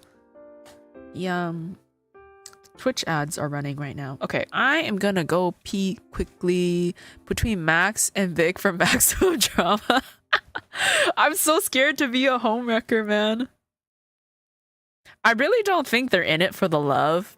I'm sure it's all political, but yeah, I'll have to. Obviously, I'll try to reach the end, and then I'm gonna do this all again, but gun for Maximilian. Anyways, I gotta pee really quick before I forget.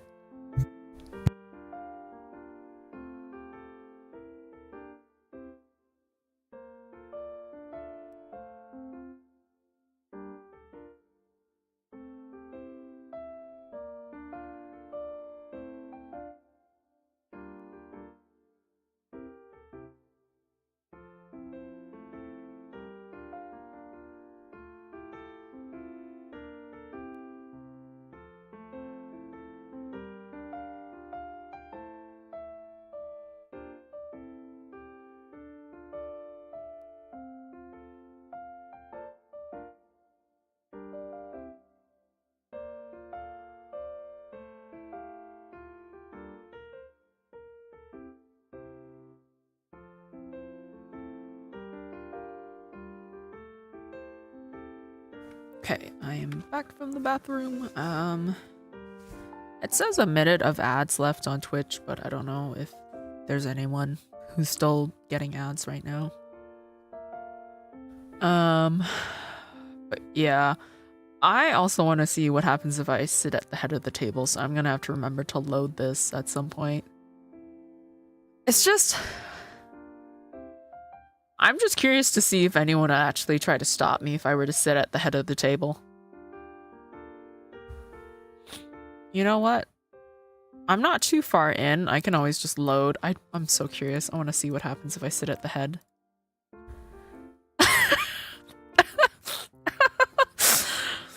There's no need to bother, Mr. Griffin. There is a perfectly good seat right here. I'll take the chair that was just vacated.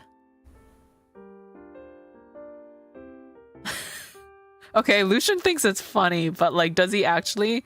I think both their affections went down. Oh, I don't think I've ever met anyone quite as interesting as you. Let's get you settled at the end of the table. Yes, interesting. Okay. Oh, so okay. So this option, we still technically sit next to Amelia. Interesting. Okay. So I guess you would sit at the end of the table if you don't want to antagonize either of them, but still want to be next to Amelia. I think it still brought down their affections, though. I'm not sure. I need to double check. Sit at the end of the table. Safe choice. Very sensible. Okay. Go back to here. Because what was my...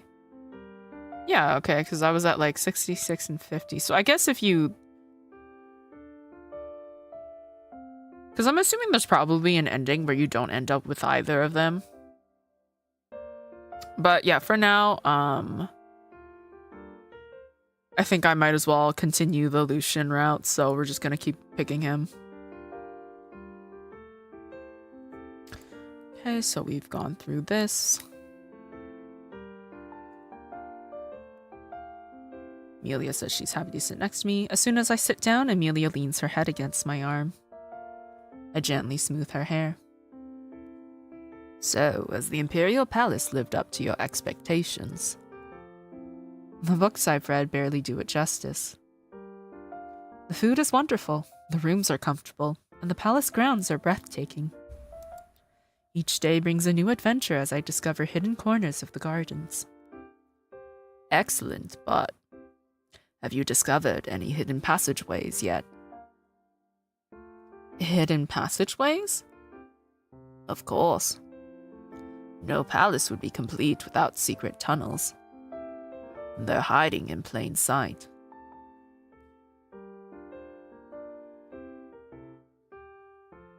You'll find them if you look closely. How interesting. I'll look more carefully. Your northern accent. Where are you from? I do like, though, that as we're talking, like, for example, Victoria's head is shifting between Lucian and Seraphina. I do like that little detail. Alderwild, Your Highness. Ah, Alderwild. The high mountains of the Empire. Yes, it couldn't be more difficult from the capital. Then what made you decide to take a position in the capital?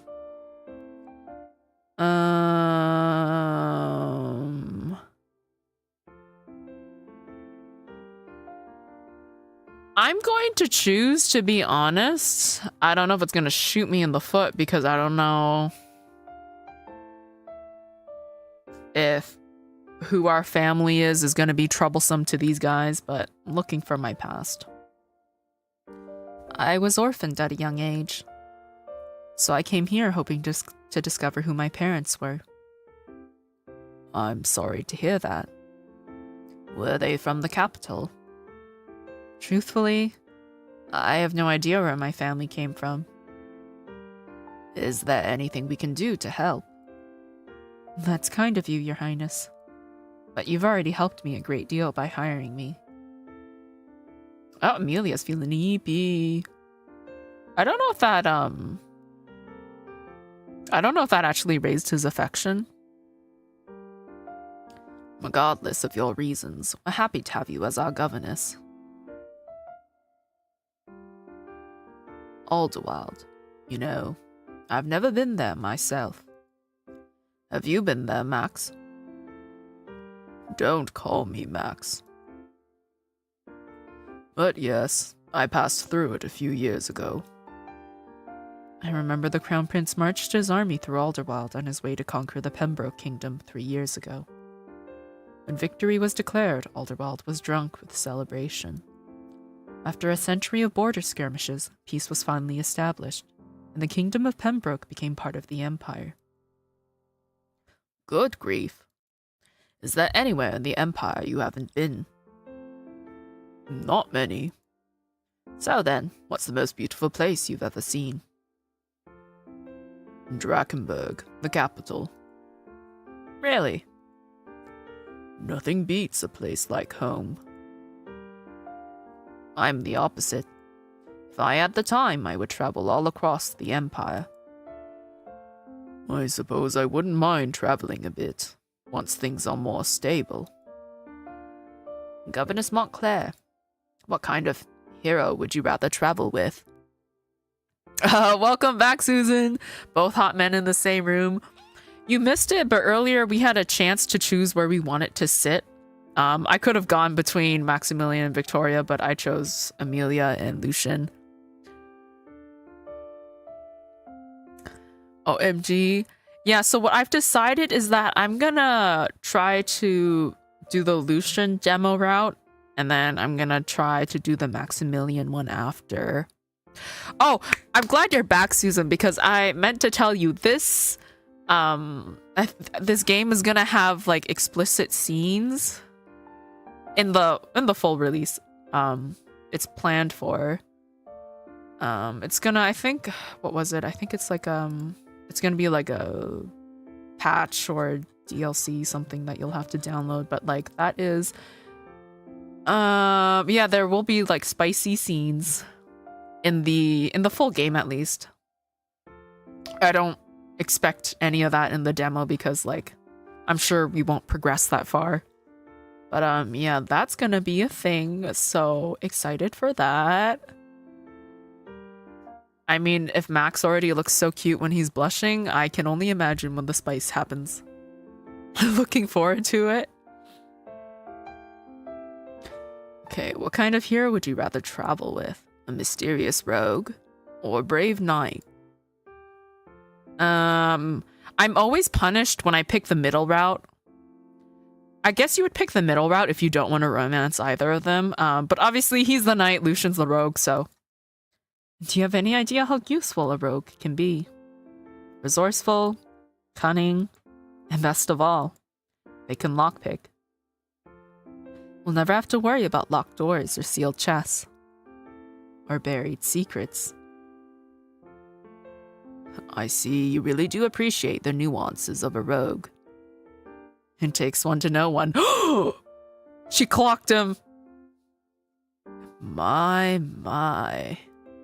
You really are fascinating.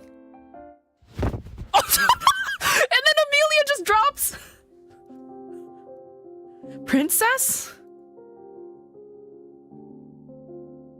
I kneel down and cradle her small body in my arms. The way she just ragdolled, oh my god. Princess? Wake up! I think she's just tired. She's been doing that sleepy eepy blink the entire time we've been talking. I think she's just exhausted. Her skin is cold and her body is limp. What's wrong? I don't know. Physician, now. Yes, at once, Your Highness.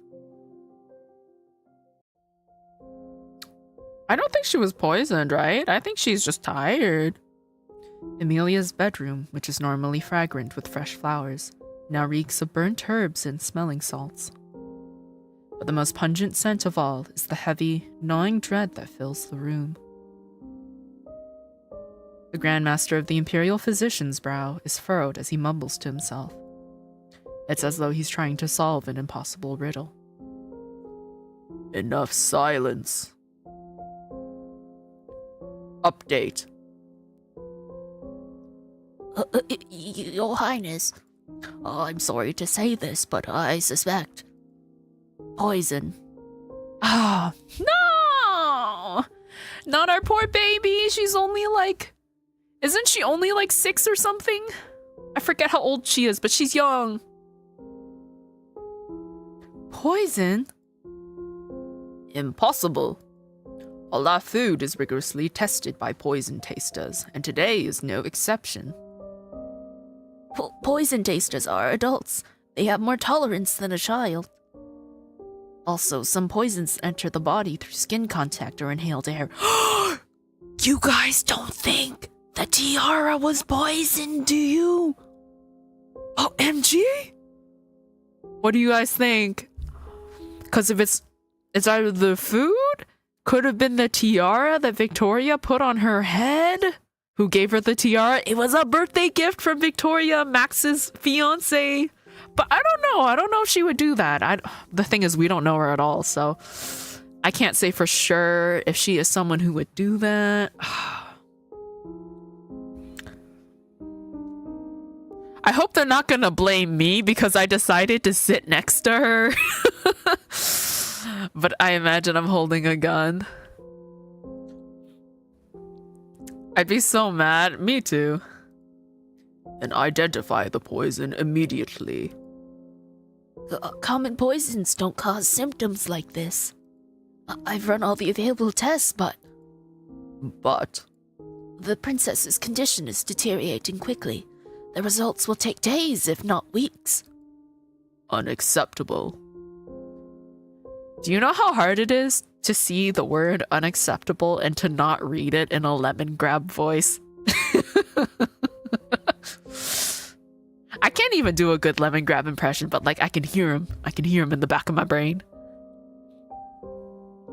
Find a way. There is one remedy. A total restoration of the humors by replacing her tainted blood with that of a healthy person. A blood transfusion? Pookie, if you're not careful, you could kill her. Like, I don't know if they know about blood types. What? This experimental remedy is the latest development by the Imperial Academy and has produced very promising results. I've already summoned the finest physicians in the capital for this procedure. They are on their way as we speak. We can start as soon as they arrive tomorrow morning. Your Majesty. Your Majesty. Oh. We need blood types first, guys. Yeah, because isn't it like if you do the wrong blood type, you could actually just like kill a person?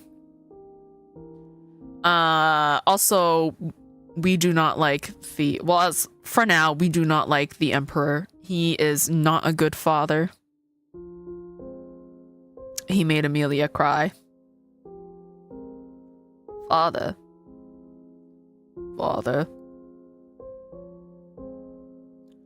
This experimental remedy. What is the success rate? About 2 of 3 patients make a complete recovery. But 1 out of the 3. If we don't apply the remedy, then it's 0 out of 3. I'm assuming the 1/3 is the one that, like, where the blood types are incompatible and they just fucking...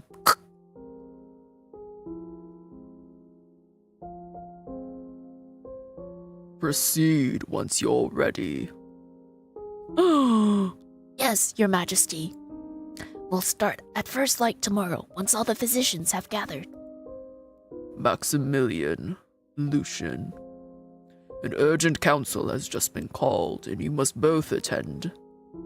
We cannot allow word to spread that the princess is ill. I don't know about you, but I feel incredibly comforted knowing that Father will attend the council even when I'm on my deathbed. Surely you didn't expect anything different. Maybe we should tell our father that we aren't feeling well and can't attend the council. Have you lost your mind? He literally just saw us. Do you not recall what happened the last time you disobeyed him? Which time? I've lost count. Lou. Fine. There is little we can do here anyway. Let's go. I was going to suggest that we pretend to be unwell once we are in the council. Oh, Don't worry, I've got a plan. It will definitely work better than your terrible acting. Whatever gets the job done. Yes, brother. Come walk with me in the shadows. Come to the dark side. We have cookies. They are so cute together. Oh, I'm a little nervous about the blood transfusion. The room feels empty and oppressive once the princes are gone. Our 6th birthday's cursed. Oh, yeah, I did remember right. Yeah, today's her 6th birthday. Poor baby got poisoned. What if Amelia doesn't wake up? What will happen to my governess position? I mean, valid for her to worry about that, but also Amelia could be dying. What about searching for my family? Although, to be fair, I think we've only known Amelia for like a few months at this point. If only I'd studied healing arts. Wait. I've seen books on toxicology in the Imperial Library. Physician, could you please summarize all of the princess's symptoms for me again? I'll research poisons in the Imperial Library. On your own? Without any formal training? You'd be searching blind. Then tell me what to look for. Gather every reference on poisons. Then check for the following symptoms: sudden fatigue, yellowing of the skin, and dark speckling beneath the flesh. If you find a match, notify me immediately. Understood.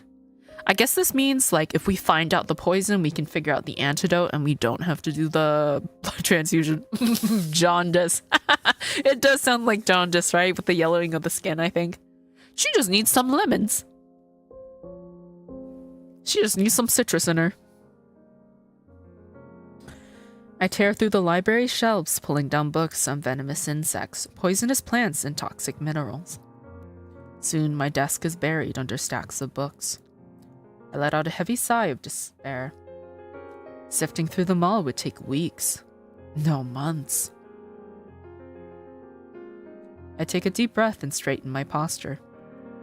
No, I cannot give up. Not until the very last moment. The sky is starting to light up, marking the dawn of a new day. Madame Evelyn graciously allowed me to use the library after hours last night.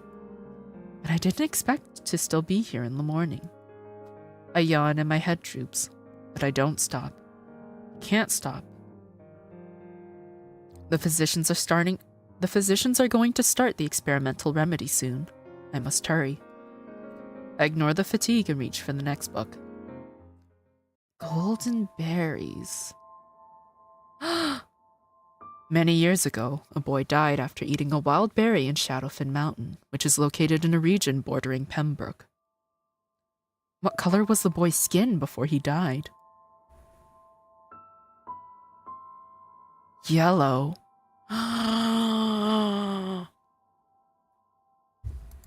It was yellow! I searched the bookshelves for books about plants from Shadowfen Mountain, but I find nothing. Just then, Madame Evelyn appears, ready for a new day at work. Madame Evelyn! Oh my goodness. You scared the living daylights out of me. You're still here? From last night? Yes. Madam, I need your help. I'm looking for books on botany focusing on the area around the Shadowfen Mountains. It's located on the border between Pembroke and Alderweald. Unfortunately, we have no botanical records from Pembroke. In truth, we have very little documentation from that region. It is one of the last territories to be brought into the Empire. Yeah, they did mention, I think they conquered it, or they started conquering it about 3 years ago. So that's Pembroke. That's one of the more recently obtained territories. Is there anything else? Is there anywhere else I might find information on them? Please, it's urgent. OMG, a map. Oh my god, I forgot. You weren't here for the map. Yeah, there's a whole ass map. It's like so cool. And like, you actually get to see where everything is. I was just about to say, hope the creator makes a map of this game. Yeah, no, she thought of everything. Because Winterhaven is in blue, I'm speculating that this is not a part of the Empire. But nothing has been mentioned specifically about Winterhaven yet, I don't think. Is that why you were here all night? What's wrong? Bro, I can't blab my mouth. I'm gonna...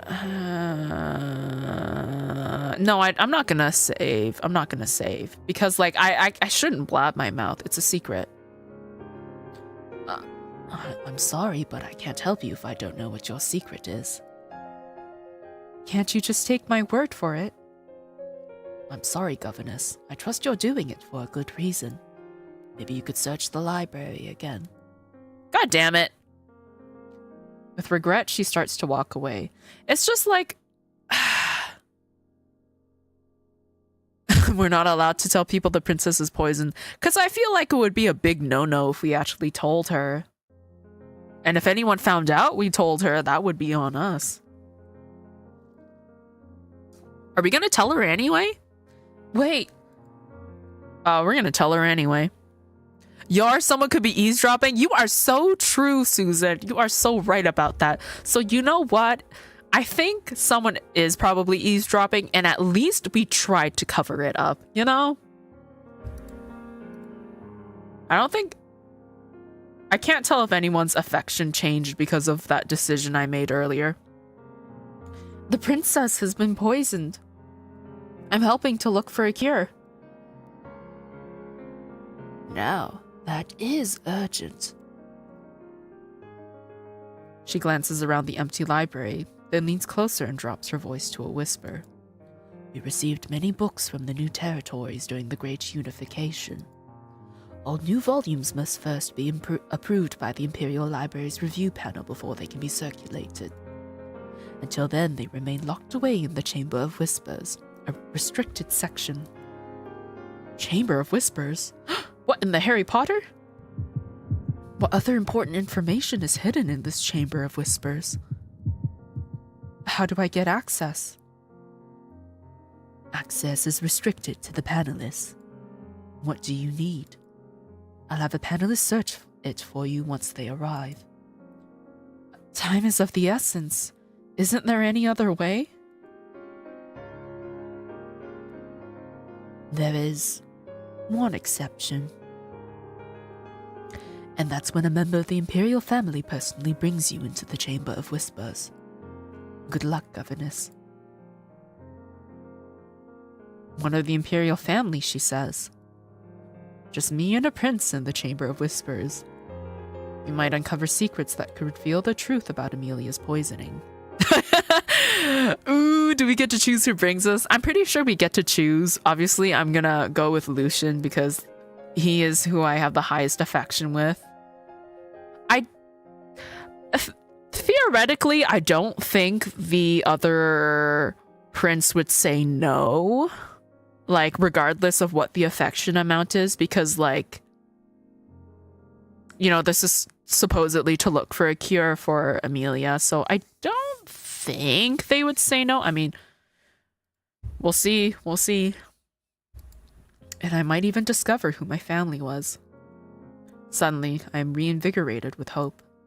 Now, which prince should I ask for this favor? We have a higher affection with Lucian, so we're gonna ask him. The demo is over! No!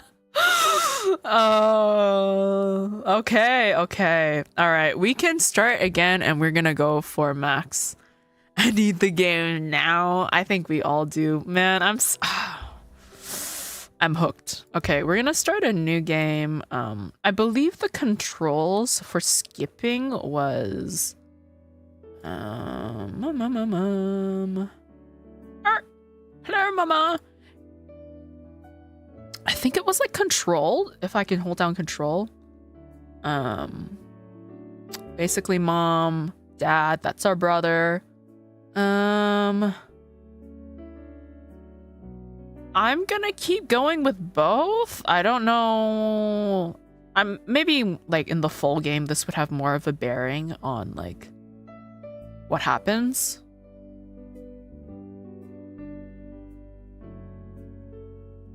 Anyways, we're gonna skip. Okay, I think this maid is gonna kill us.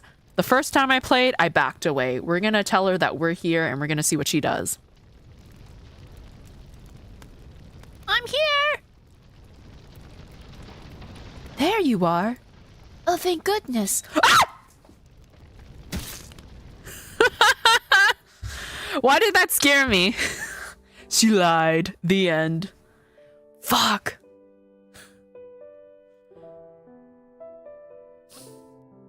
Why was the maid coming after us? I mean, someone set the whole building on fire, so, you know, I'm not surprised she came after us.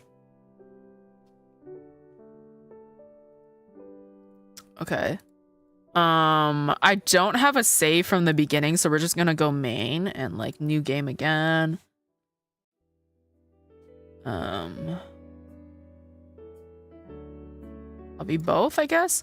Maybe whether you choose between a scholar and a warrior will like affect whether you survive or not.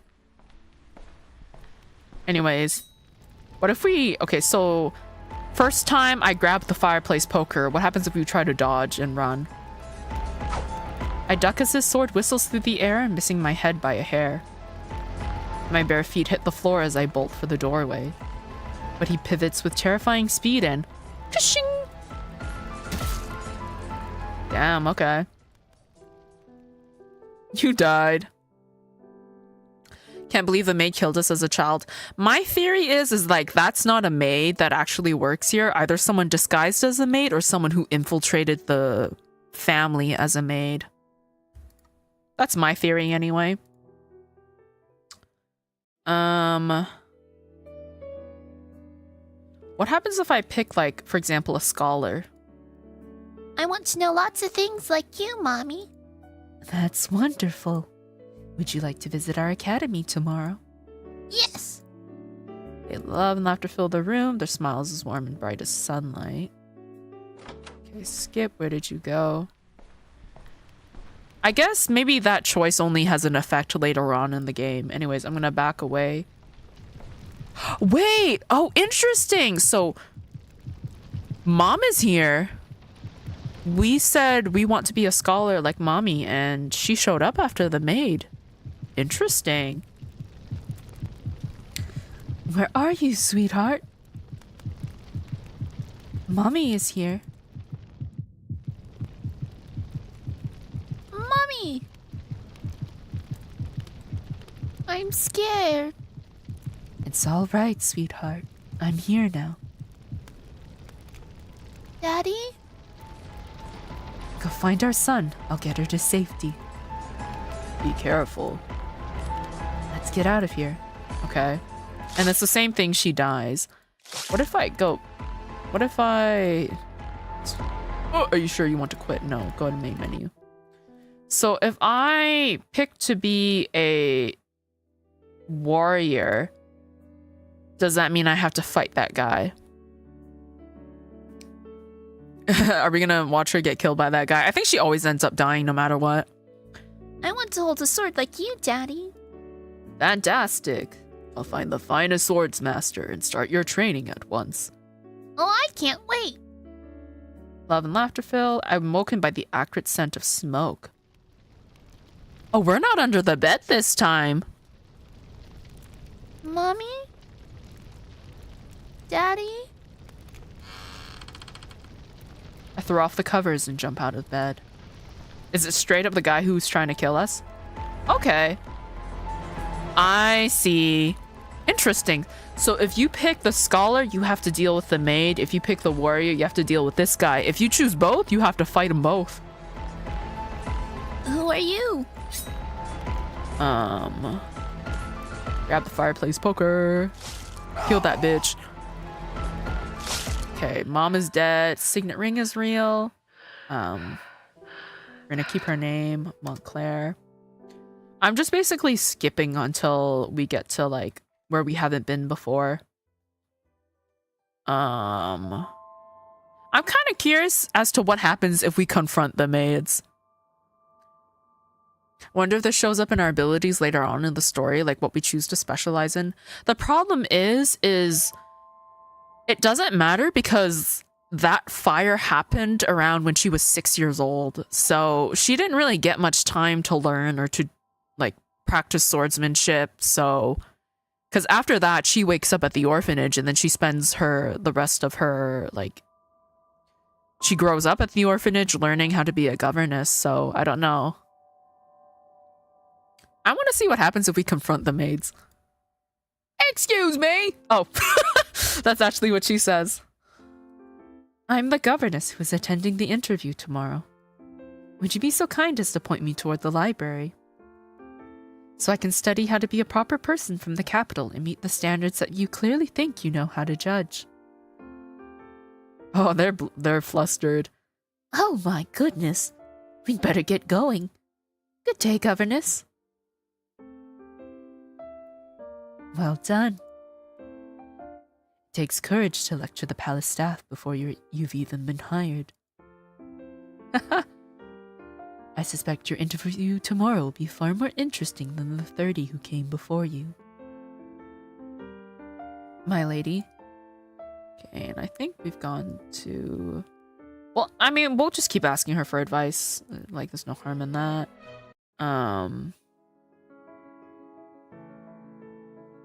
I don't actually know.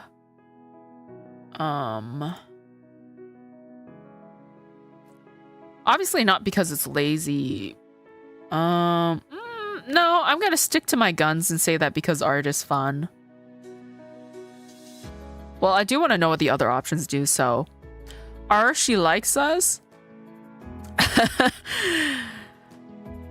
I'm assuming we're more interesting than the other governess that came out. Because lazy? Okay. Chaos it is.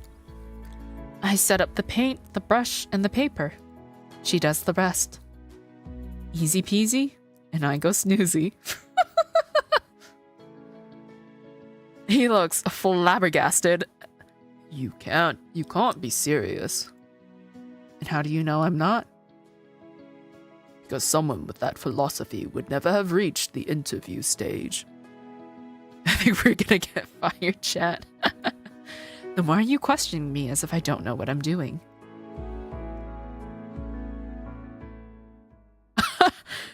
Terrorizing yet another poor soul, I see.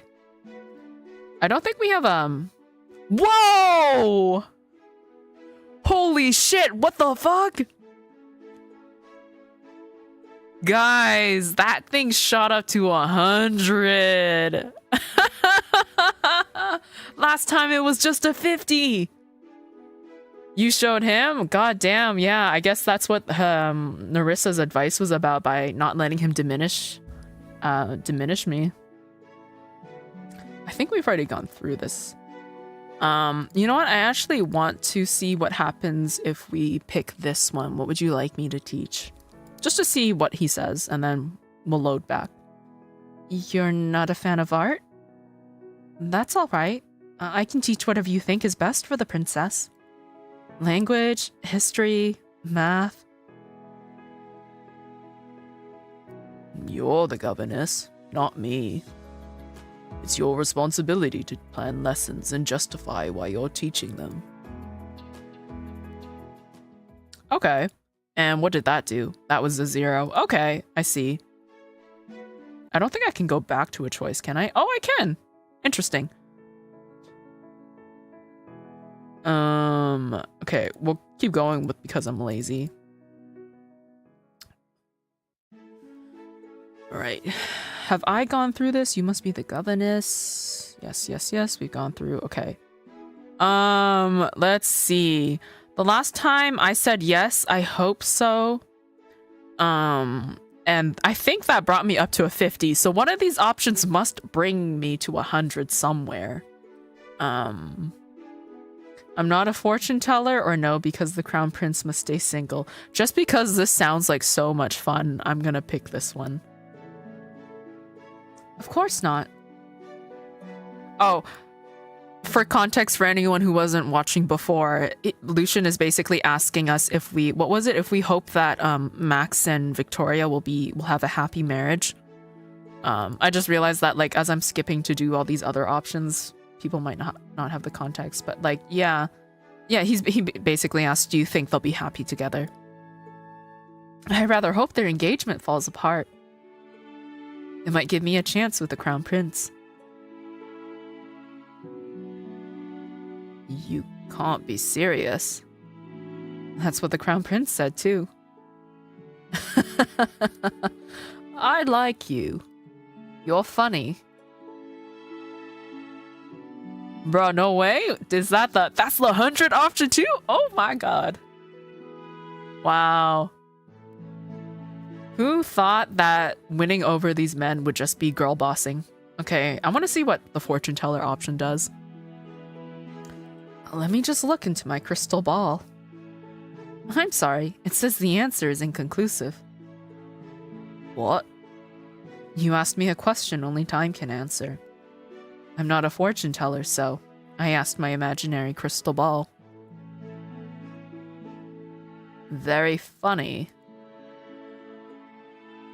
And I'm assuming that got us a 0. Yeah, okay. Speedrun. We are speedrunning at this point. Anyways. Hope he stays single. Okay, best of luck today, governess. I do hope you win the position. He winked? Good day, your highness. Whoa. Okay. Oh, this is the little lunch thing that I was talking about before. I'm gonna skip. He basically compliments the women. Okay. Sorry, it won't happen. Okay, last time I picked yes, I enjoyed your performance. So let's go with I was sorry it won't happen again. I feel like that's the not good option. We'll see. Forgive me, your highness. Curiosity got the better of me. Or is he gonna like it because it's the honest option? I don't know. It will not happen again. Curiosity killed the cat, don't you know? Cats have 9 lives, but you... Excuse me. Actually, Lucian, curiosity killed the cat, but satisfaction brought it back to life. Only have one. Be careful not to lose yours here. I'm really sorry. Relax. I'm only joking. How could I ever hurt someone so... naive? I don't like the condescending look on his face. It screams, poor thing. Good day, Governess Montclair. Okay, we're gonna go back, see what the other option does. I was watching the princess. Oh wait, sorry, I didn't actually see what this did with his affection. I'm sure this brought it down. Oh wow, that halved it to like 50. Okay, we're gonna go with I was watching the princess. I don't know what you mean, your highness. I was only observing the princess. Teaching her etiquette is an essential part of her curriculum. Oh?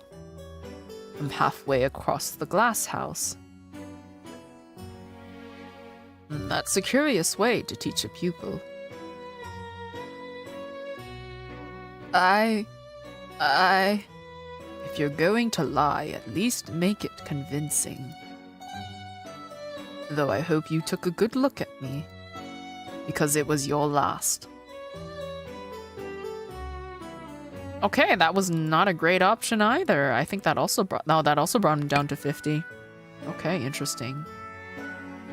Anyways, I enjoyed your performance. I'll read this section because Susan didn't get to see it, so. Yes, the performance was quite fascinating. All the ladies are pining after you, thinking they have a chance. But you don't like any of them, do you? What was I watching?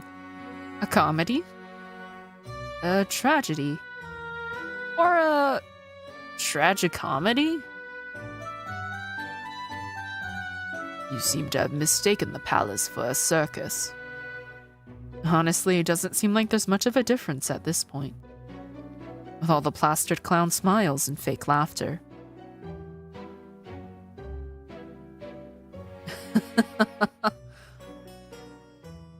I'm honestly not sure if you're bold or just reckless.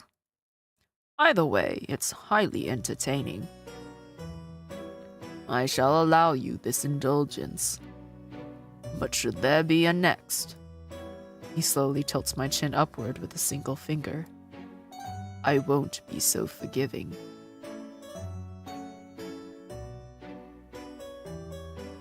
Good day, Governess Montclair.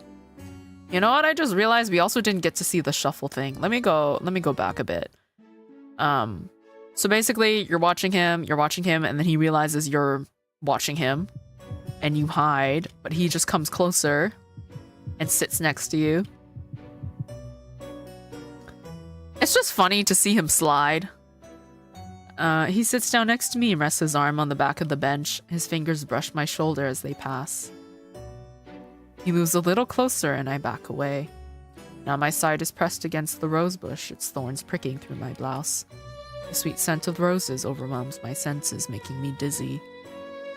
And then he slides again! Did you enjoy watching me? So yeah, I love him. He's so hot. He is very pretty with his blonde hair and the purple eyes. Anyways, we'll keep skipping. We are in the library. We overhear a conversation with the crown prince. He cabedons. Who sent you to spy on me?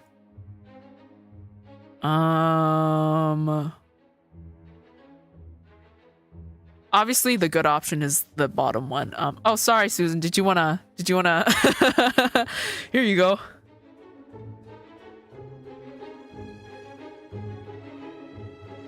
Smash. All right. Let's go with Prince Lucian first. Your brother, of course. He said he wants to be just like you. So he asked me to report everything you do, so he can learn from the best. Really? Of course not. Can't you see I'm just browsing books? Wait. Aren't you the governess? Yes. Do you take pleasure in lying? Do you take pleasure in frightening innocent people in the library? I... Oh, he still blushes. Not as much as before, though. Does that mean, his affection went down to 50? Very well. As you were. Okay, we're gonna go back, obviously. Okay, what if we say Lady Victoria? Lady Victoria sent me. She wanted to know when you might be free so she could invite you to tea. Tell her I'm not. Wait. Aren't you the governess? Yes. Is it the same thing? You take pleasure in lying? Okay. Okay. We are gonna go with the original option of you're the spy. I was here first, which would make you the one spying on me. That's...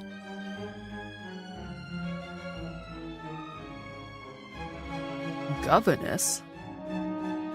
Pretending you didn't recognize me? That excuse is so unoriginal. But I'll let you off the hook this time. Because you're handsome.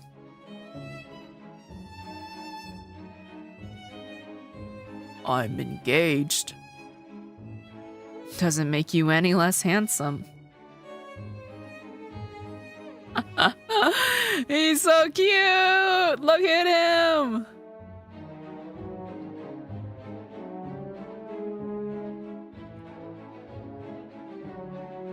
Very well. As you were.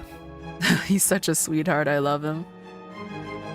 He gives off a very, like, innocent, he gives off, like, an innocence that you wouldn't expect from him. Okay, what happens if we leave him alone? I tiptoe away, being careful not to wake him. It's time to focus on the afternoon session with the princess. Okay, that just, like, skips that whole thing then. We're gonna take a peek at his notes. His handwriting is bad. We already know that saying you're very handsome doesn't work. What happens if we go if there's nothing wrong with taking a nap? I was just passing by to say goodbye. And really, there's nothing wrong with a little power nap. You saw nothing. Yes. You were just resting your eyes, not napping. My apologies. I didn't see anything. Good. You may go. Goodbye, Your Highness. Did that lower effect? Oh, it did. It lowered it a little bit. Interesting. Okay. Back to not gawking, strategizing. And we've already gone through this, so I will skip. I don't know if it... Oh, you know what? I've never actually said... I want to know what Nerissa says if we say yes to, like, falling in love with the princes. Have you fallen for him? Yes. He is very handsome. At least you're honest. But don't let his angelic appearance fool you. He's far more cunning than he lets on. Otherwise, you might become his next victim. And what if I want to be his next victim? She's so real for that. Then be prepared to lose everything. About Prince Maximilian's engagement. Don't tell me you're interested by the Crown Prince. Yes. Aren't we all? He's practically a living legend. Legends are written by the victors. In truth, they're no less human than the rest of us. I think I like him better as a human. With all the human emotions.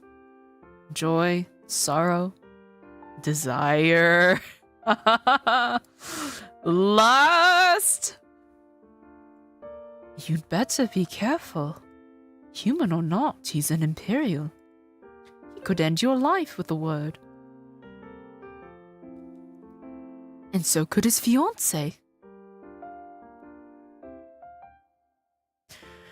Seraphina is thirsty. Our girl is, yeah, she is dehydrated apparently. I see why this game offers smut. I am looking forward to it. Like, I don't care, take all my money. This game can take all my money. Okay, we're just gonna skip this. I have no more questions. So last time we said we would prefer the locket. So this time we're gonna say the paint supplies to side with Max.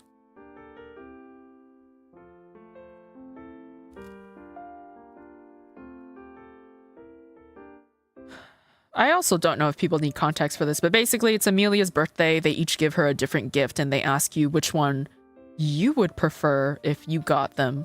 Basically trying to prove who gave the better gift. Last time we said the locket. I thought by picking the locket, it would mean a locket of like Seraphina's family.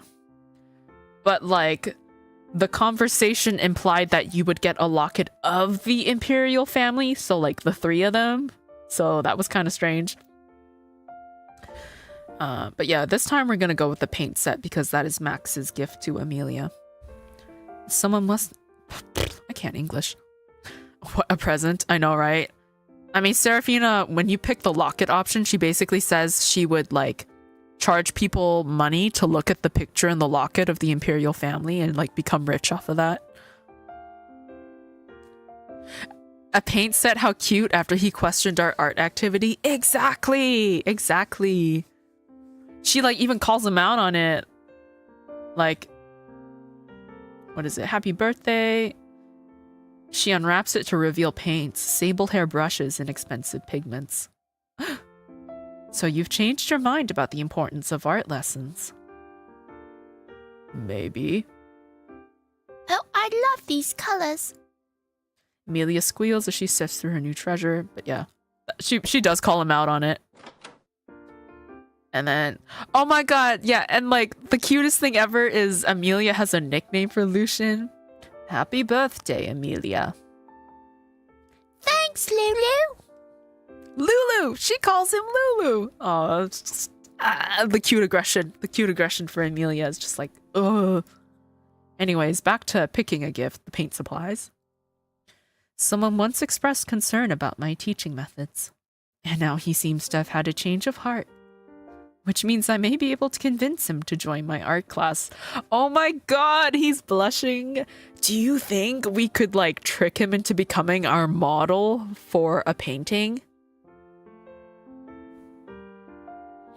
And we just don't tell him that it's a nude model? Hold on, I gotta reset my tracking. Life drawing? Exactly, exactly.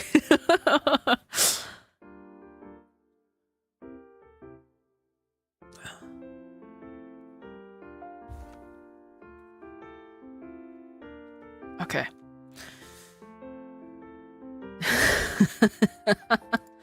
I'm jealous. I want to enroll as well.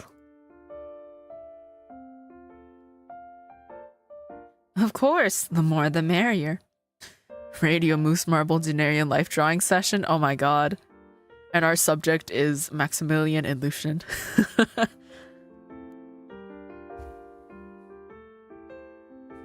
Very well. I must go.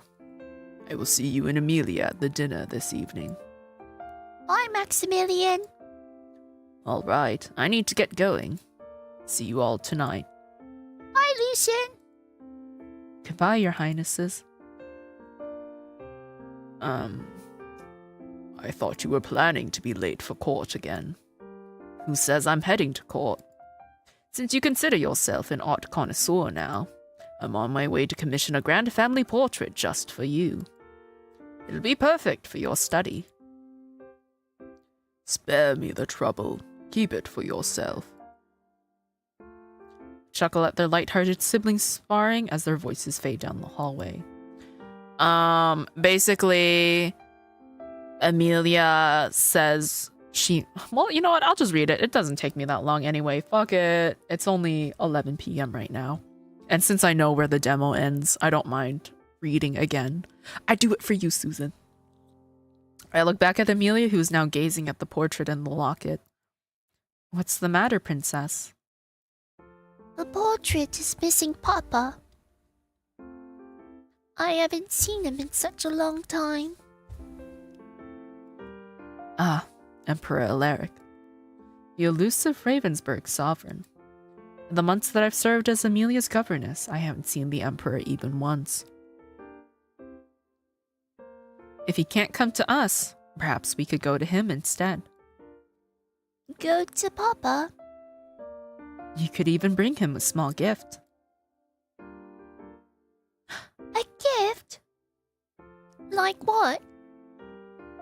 My gaze drifts to the table where I see the paints and the locket that the brothers have gifted, and an idea strikes me.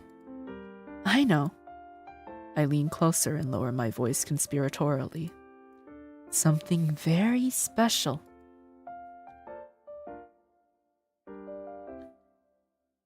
So the Emperor just hides all the time, and the one time she sees the old fart, she's been poisoned. I mean, I suppose you could argue that maybe he's busy because he's the Emperor, but like, you'll see in a bit what he is like, and he's certainly something. What? What is it? Something I'm certain your father will love. I whispered the idea into her ear. Yes! I'll make it right away.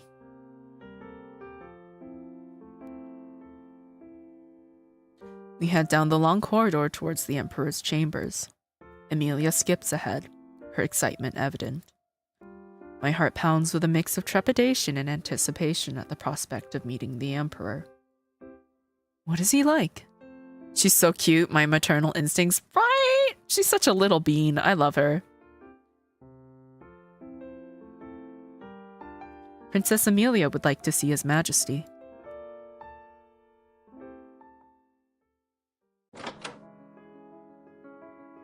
I find myself holding my breath as I gaze upon the mighty Emperor of Ravensburg. He's regal and magnificent, yet his presence has a jagged edge that makes people uneasy. It's hard to believe that I share the same air with the mastermind who reshaped the continent.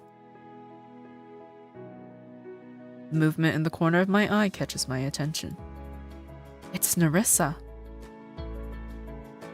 For context, because I think I skipped over that part, but basically the Empress passed away. I can't remember if she passed away giving birth to Amelia, but the previous Empress passed away, and there were rumors that the Emperor had fallen for like a commoner lady, and that is basically Nerissa, and she is now his like, I guess you could say like concubine. Appreciate the context. Was just about to ask who Nerissa was. Yeah, so like she's pretty much like, I would say like his concubine, I think is what, like his mistress. People think she seduced the Emperor.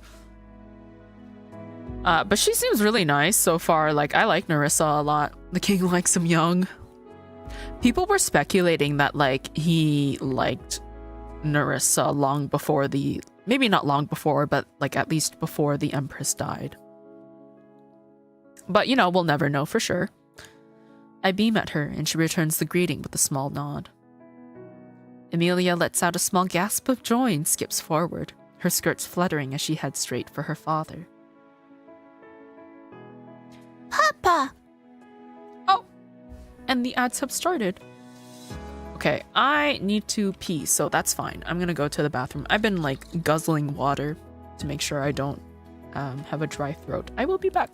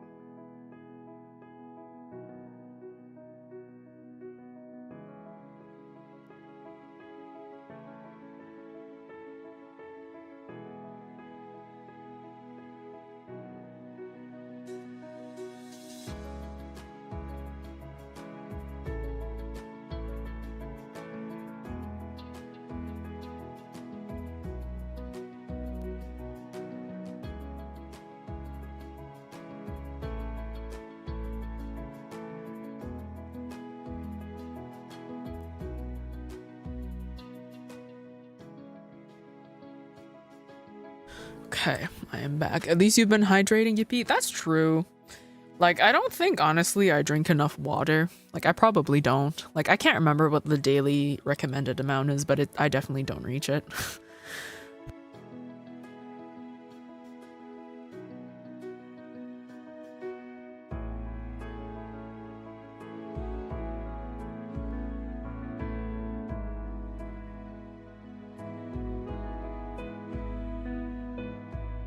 I accidentally muted myself. But yeah, this upcoming scene made me so angry. I'm trying to open a wrapper. I have to use scissors. Is there nothing more depressing than like having to cut open a packaging with like those little like... Because it's got like the little like the... I don't know what to call it, but it's got like the little Basically, it should be easy to tear open, but it's not. And so now I have to cut it open with my scissors.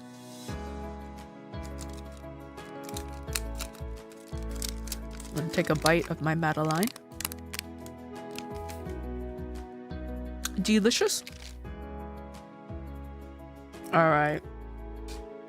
Get ready to be super mad if you like kids.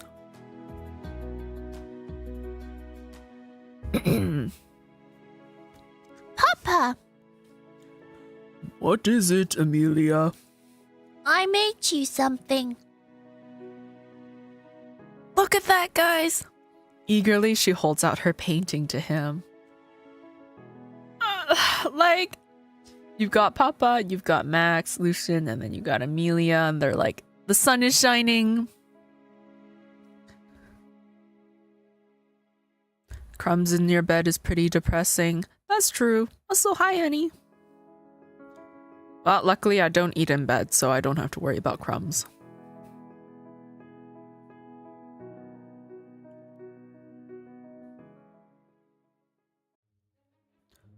Governess.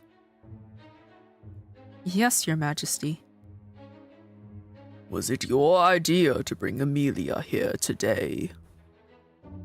Yes. Why? Last time I picked Amelia wanted to see you. I don't think this will have an impact on their affections. I will save just in case. Cause like I'm worried one of these might get me killed. This one looks like the better of the lot you've played so far. Yeah, this one is like easily probably my favorite out of the 3 I've played so far, honestly.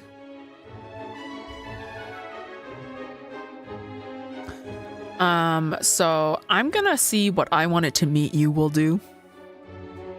I've served as a governess to the imperial family for over a month now. I feel like this might get me killed. Yet I've never had the honor of meeting Your Majesty.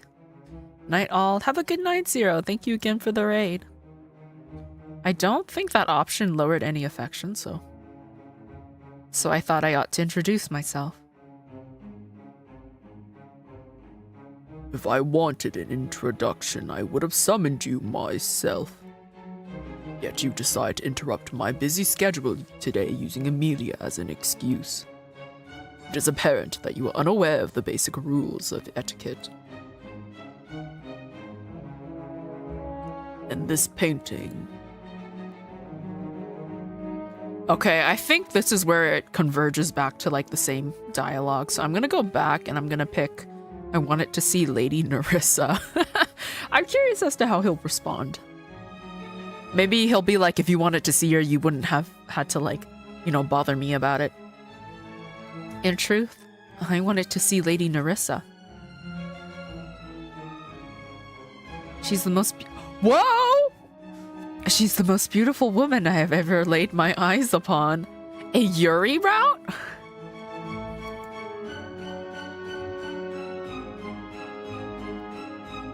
Is she now? Yes.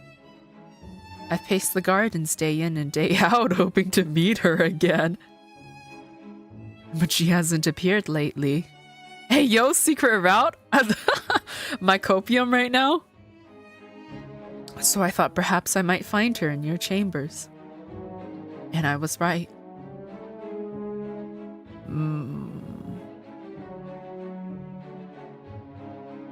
Very well. You may join us tonight. Thanks for your gracious invitation, Your Majesty. So this was like the better option to pick? I still don't think it would have affected affection, but like, that's so strange to me. But I just want Lady Nerissa. The gasp? He's gonna be upset about that. The Emperor slams his hand on the table. How dare you? Guards! Throw this governess out. The end. That may have been a little too bold. Fuck. I saved though, right? I saved? Yeah, I did save. Okay. Whew. Yeah, so it's either the first. I'm just gonna go with the truth, which is Amelia wanted to see you. It's the princess's birthday, and she had missed you. So I thought it would be a good time to show you her progress. If I wanted to see my own daughter, I would have summoned her. Instead, you interrupt my work, using her birthday as an excuse.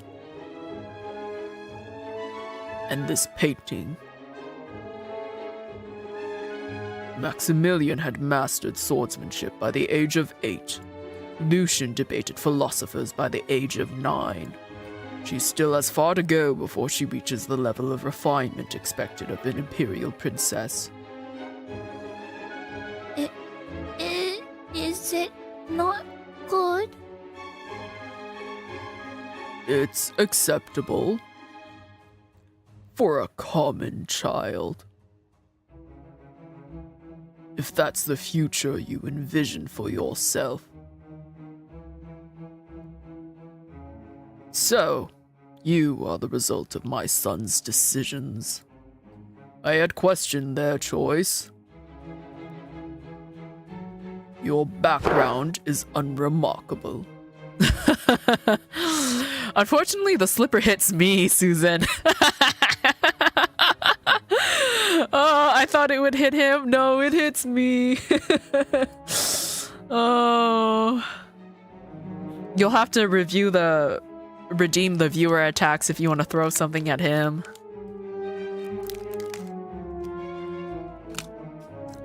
I can wait. Go ahead, take your shot.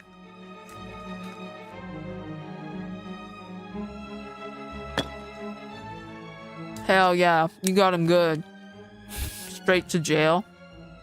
Unfortunately, he's the emperor. Thank you. No problem, no problem. We all want to throw rocks at this man. I don't know if maybe at some point in the game he'll have like some sort of redemption, but I don't know. I find it difficult to see. And we're egging him too. I hope there's a secret Emperor Beekeeper route. I don't know about that, Susan. Are you sure you want to fix him? Especially because he's saying this to us. Look. Your background is unremarkable. Your accomplishments are modest. Still, I assumed they saw potential that I had overlooked. Clearly, that was a misplaced gesture of good faith. So now I am correcting it. Effective immediately. Oh no, I'm going to lose my position. Your Majesty. Not now, Nerissa. With all due respect, What use are swords or philosophy to a princess? I would also like to point out that he compared Amelia to her brothers. Like, he mentioned Max mastered swordsmanship and like Lucian mastered philosophy or whatever, but they were 8 and 9 respectively. Amelia is 6 right now.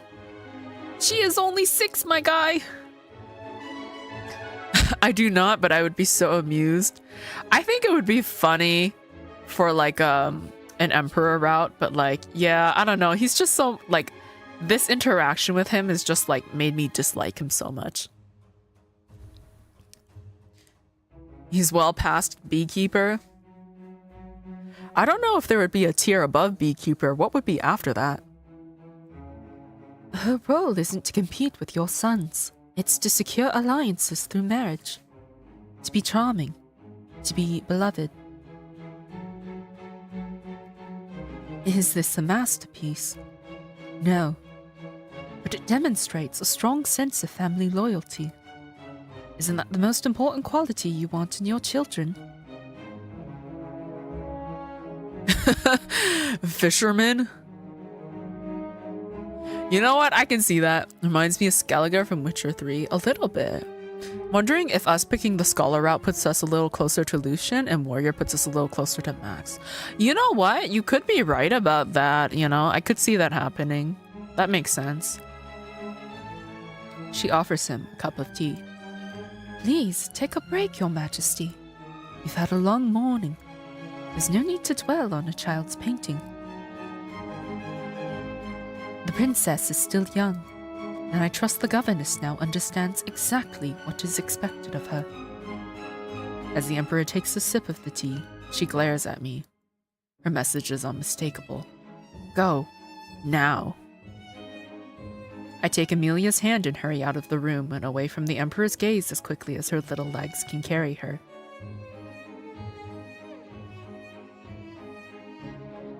I don't dare breathe until the grand doors swing shut behind us. In the hallway, Amelia buries her tear-streaked face in my skirt and muffles her quiet whimpers. He thinks I'm bad. I wrap my arms around her, but my hands are shaking so much that I can barely stroke her hair. I'm sorry, Princess. It was foolish of me to think that all fathers are like mine. If it weren't for Nerissa, I would have lost my position. I will not make that mistake again. Once the adrenaline has faded and my trembling has stopped, I reach out and brush the tears from her cheeks.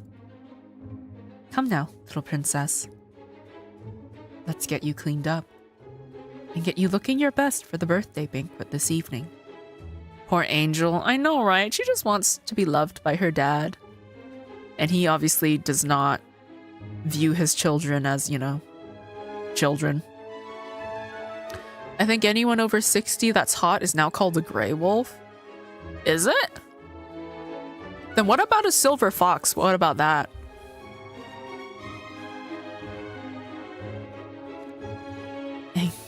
I think I read that line. Susan. I love that emote so much. Like, what the hell? The Imperial family's gathering in the dining hall is a sight to behold. All of the Empire's most powerful figures are in one room. Let us begin. Amelia, I hope you continue to grow in wisdom, beauty, and grace. And prove yourself worthy of the Windrake name. Thank you, Father. He cuts into his meat, and the rest of the family follows suit. That's not hip. I made that up. Silver fox isn't hip, but like that's an existing term that's used, isn't it? It's a rare pleasure to dine together as a family, Father. I believe the last time was on my birthday. And that was months ago, and there was a large, noisy crowd. The Windrakes always dine together on birthdays. The tradition of Ravensburg must be upheld, especially by the Imperial family. Of course. Traditions. Lady Victoria, have you been visiting the palace often since the engagement? Yes, Your Majesty. I come here almost every day. The palace gardens are just as lovely as I remember them from my childhood. Good. And has Maximilian been a gracious host? It has been, Your Majesty, but Prince Maximilian is burdened with many responsibilities. It's difficult for us to spend time together. Is that so? Are you too busy to attend to your future crown princess? My apologies, Father. There are constant reports requiring immediate review. A prince who cannot manage his own household cannot manage an empire, Maximilian. Make the time. Understood. Why she gotta snitch to the Emperor? I know, right? It's always the but. Yeah, but it's not new gen slang. God, I don't even want to think about what the skibbity toilet version of like Silver Fox would be. I'll beat your ass up, Victoria. Well, you wanted to be a homewrecker, didn't you? Speaking of reports, have you finalized the defense plan for the northern borders? Actually, I've made some small changes. I reduced the size of the winter garrisons and redirected the manpower to road reconstruction and maintenance. Why? To improve communication with the border regions for easier control and trade, and to increase the economic reliance on the Empire. An interesting gamble, but an open road also allows the traitors and invaders to reach the capital faster. Do you have a large enough garrison in case of a conflict? Yes, the strategy is only being implemented in parts of the northern border for now. Hopefully we can find the right balance in a few years. Dangerous for you to play architect when you were raised a commander, Maximilian. But I'll allow this experiment of yours. That is basically the plan that we gave him advice on. If you stop by Moose's stream, there's a chance you hear someone spamming 6-7 on the TTS. I still don't really get that meme, I'll be honest with you. He's so cute. You think they're all cute, Susan. What's the latest on the negotiations with the Pembrokes? Pembrokes? I don't know. He's insufferable as usual. He believes he has leverage because his territory has most of the raw materials needed for our reconstruction. And make him believe that he will lose those territories if he refuses to cooperate. Only settle on a favorable compact. Yes, Father. Father, Do you have a suggestion for the Pembroke taxation dispute, Amelia? No. Then listen and learn. Yes, Father.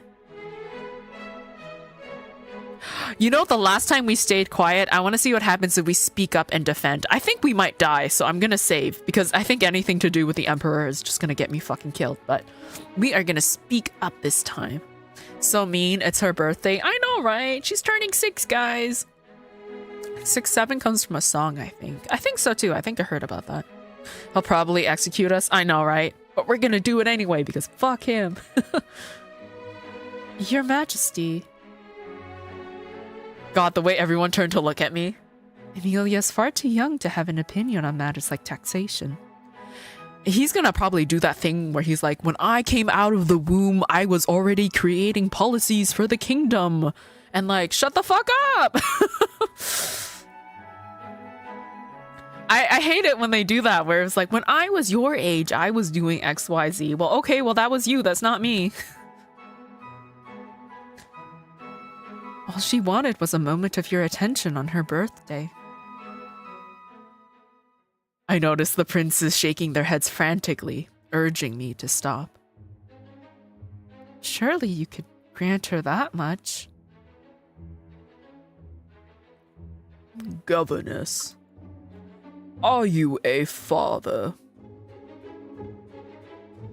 No, Your Majesty. Then I will not have you criticizing the way I raise my daughter. Furthermore, your conduct just now shows a shocking disregard for proper etiquette. You are dismissed from your position immediately. Your Majesty. Guards, escort the governess out. The end. Some challenges are not worth it. Ah! He's evil. He is evil. Well, luckily I saved. Person A, why did you fail the test? Person B, 6-7. The joke is that it makes 0 sense, which is the joke. I don't get it. Like, I don't know why people think it's funny. Victoria looks so pleased. Oh, did she? I didn't even notice. I mean, she probably, like, thinks we're, like, a thorn in her side. Even though we haven't really talked to her much, but, like, maybe she's worried about her position. Anyways, we'll stay quiet. They dine in silence. The only sound is the faint clinking of cutlery against porcelain. The tension is thick enough to choke on. Once the main course has been cleared away, the Emperor puts down his cutlery. I need to speak with the Grand Chancellor. Continue the dinner without me.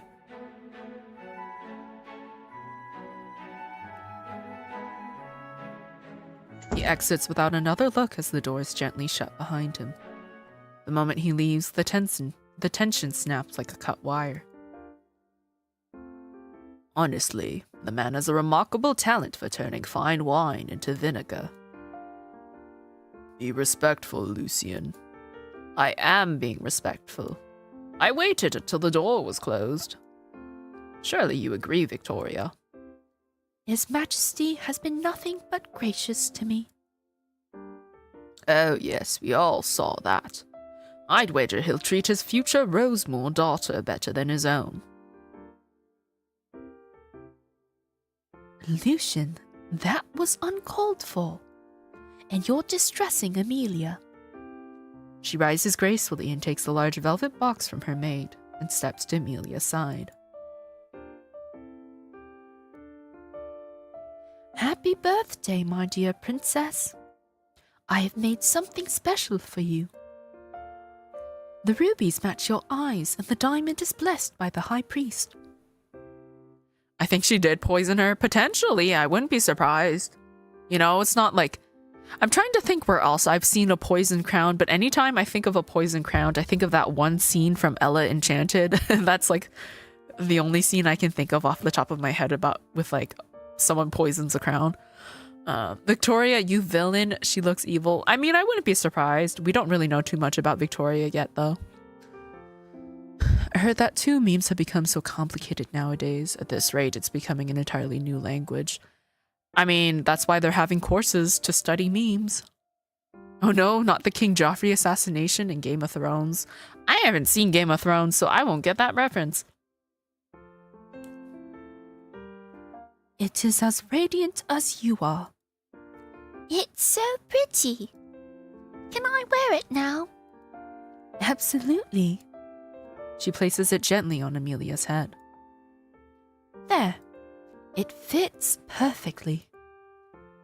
Oh, it's so heavy. And you look beautiful.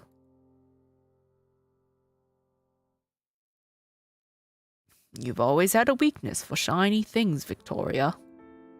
Yeah, you've always had a weakness for things that won't yield. Which territory is Victoria from? Ooh, I can't remember. I think she's from Florendale, if memory serves me correctly. I think she's from Florendale. We are from Alderwild. Nerissa's from Lavenholt. Lucien is the Duke of... Or was he the Duke of Florendale? I don't remember. It's just... God, it's just like... Ugh. Maybe if I, like, look at the Steam page quickly, it might say where the characters are from. I don't think so. But yeah, I can't quite remember. We would have to go so far. Okay, no. It doesn't go far back enough. But yeah, I can't remember. She's supposed to be the only daughter of a Grand Duke, and I can't remember where exactly. I think Lucian made a small reference. I was trying to see which territory is near Pembroke. No, Pembroke is near where, like, you would basically have to cross through Alderwild or Lavenholt to get to Pembroke. I think Lucian made a small reference about the Emperor treating his new daughter, but oh, Rosemore. He said Rosemore, but like that's their family name. I don't think that's where they're from.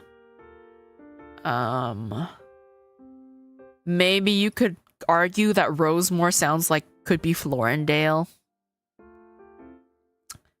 Yeah. I think she might be from Florendale, and then Lucian is the Duke of Goldencrest. Oh my god, it's all coming back to me a little bit now. Yeah, I think he's Golden Crest. Won't yield. No, resistance is merely an illusion. It only makes the conquest more thrilling. Look at that, she's so eepy, guys. That or like, it makes me like scared to think that like this entire time we thought she was being eepy, she was actually kind of like just like succumbing to the poison. You know? Because the whole time, the first time playing through this, I thought she was just sleepy. Amelia seems tired. Perhaps it is time for her to retire. Princess. Governess Montclair. Come, join us at the table. I couldn't possibly. Of course you can. With father gone, it's just us. Make yourself comfortable. Thank you for the raid, Chaos. Welcome in, everybody. How was Elden Ring? How was stream? Did you have a good time? Welcome in. This is Fate's Masquerade. I am playing the demo of it. I don't think there's a specific date set yet, but it's set to be fully released sometime this year. It is a otome visual novel game, so it's basically like a dating sim romance visual novel. It's also got some mystery elements to it. Hope you're having a good stream so far. I have been. Yeah, this game is really fun. To anyone that reads a lot of web novels, specifically of the romantic fantasy genre, I think they would like this game. Hello, Profound Pup. Welcome in. But yeah, I would say we are near the end of the demo. I played through it once, and now I'm replaying it again because there's technically 2 love interest, and so I already picked all the options for the one guy, and now I'm replaying for the other.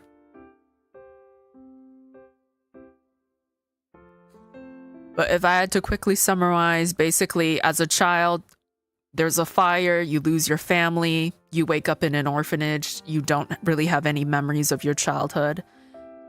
So you come and you land this job at the Imperial Palace as the governess for the young princess, so basically you're her teacher. So not only do you have to survive all the stuff that happens in the palace, but you also have to figure out who your family is and what happened to them. But yeah, we've died plenty of times already. They don't mess around in the palace. Where would you like to sit? Griffin will bring over a chair. Okay, so last time we sat between Lucian and Amelia. I'm gonna save again, just in case. I am really curious as to what's going to happen if I sit between Max and Victoria. Because these two are engaged. These two are engaged, and so we'll see what happens if I try to sit in between them. If you'll excuse me, I'll just squeeze in between Prince Maximilian and Lady Victoria.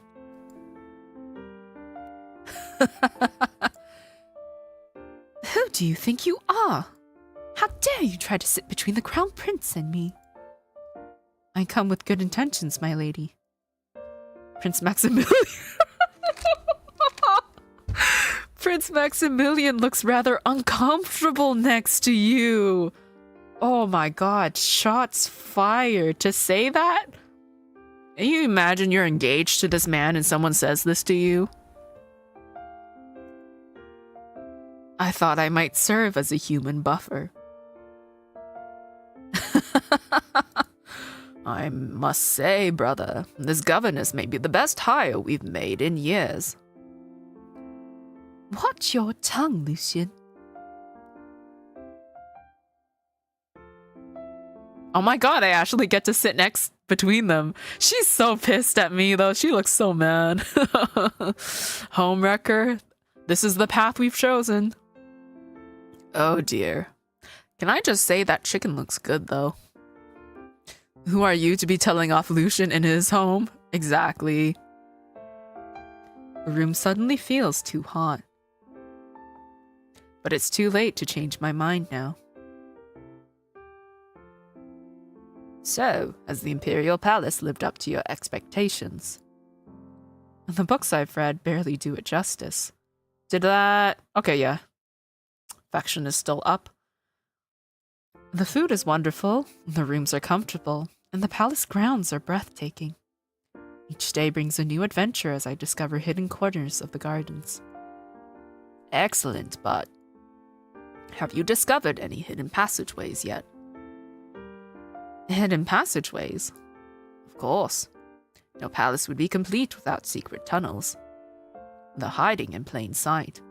Now that we're sitting on this side of the table, I imagine when Amelia collapses, it'll be Lucian who catches her because we're not sitting next to her anymore. I can't believe they let this happen. I know! I'm so surprised that I got away with this. Like, it's so funny. I guess as long as Max is fine with it, they can't really say anything about it. Like even if Victoria hates it, like, if he's chill with it, they can't really do anything about it. The hiding in plain sight. You'll find them if you look closely. How interesting. I'll look more carefully.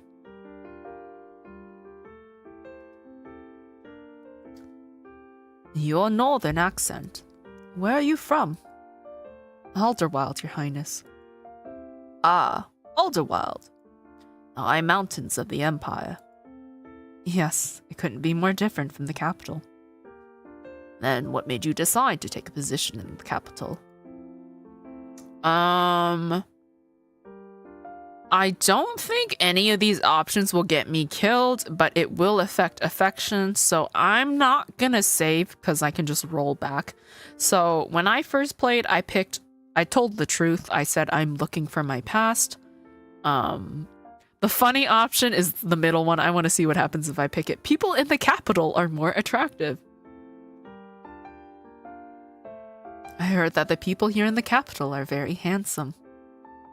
So I thought if I came here, I'll be handsome too. What logic is that?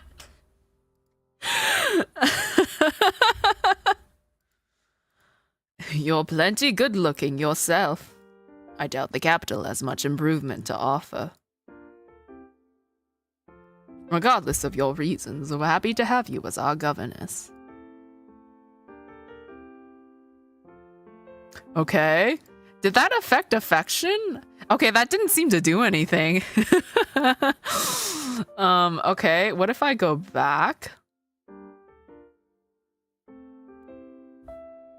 Oh. Where's the option? Where's the option?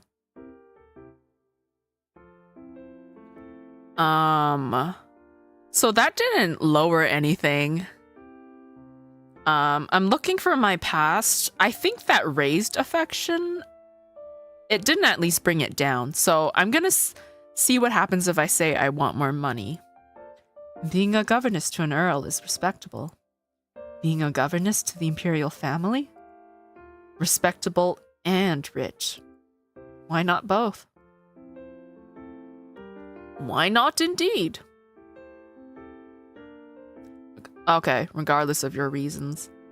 Okay, that didn't... Okay, so it seems like none of this was an affection thing. God, the people in the capital are more attractive option was so funny, though. I'm gonna go with the looking for the past, though. I was orphaned at a young age, so I came here hoping to discover who my parents were. I'm sorry to hear that. Were they from the capital? Truthfully, I have no idea where my family came from.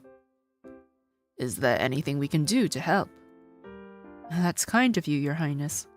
But you've already helped me a great deal by hiring me.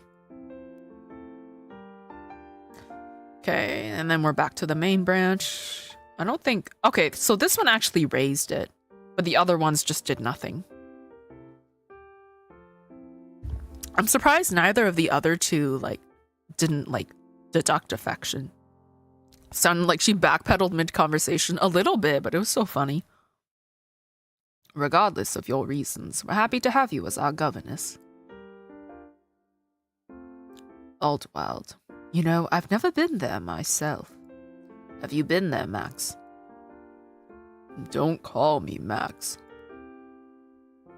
But yes, I passed through it a few years ago. I remember the Crown Prince marched his army through Alderwald on his way to conquer the Pembroke Kingdom 3 years ago. When victory was declared, Alderwald was drunk with celebration. After a century of border skirmishes, peace was finally established and the Kingdom of Pembroke became part of the Empire. Good grief. Is there anywhere in the Empire you haven't been? Not many.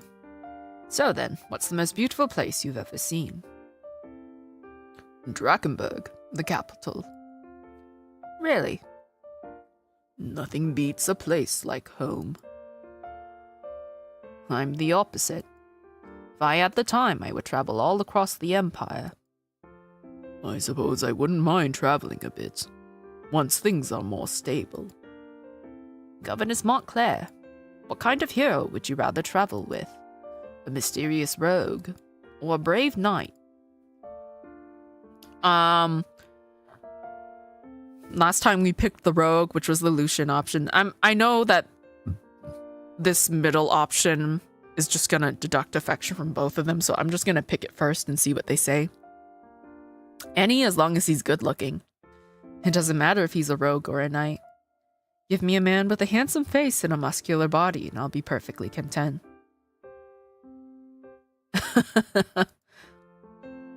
Maximilian. Line up all your unmarried soldiers at once. We must find our governess a suitable hero tonight. Oh my god, and Amelia just drops dead. The muscular body line, I know, right? Did that... Okay, that lowered both of their affections, which was expected. I do like that this game punishes you for not picking a side, because it forces you to choose. So we're gonna go with the knight.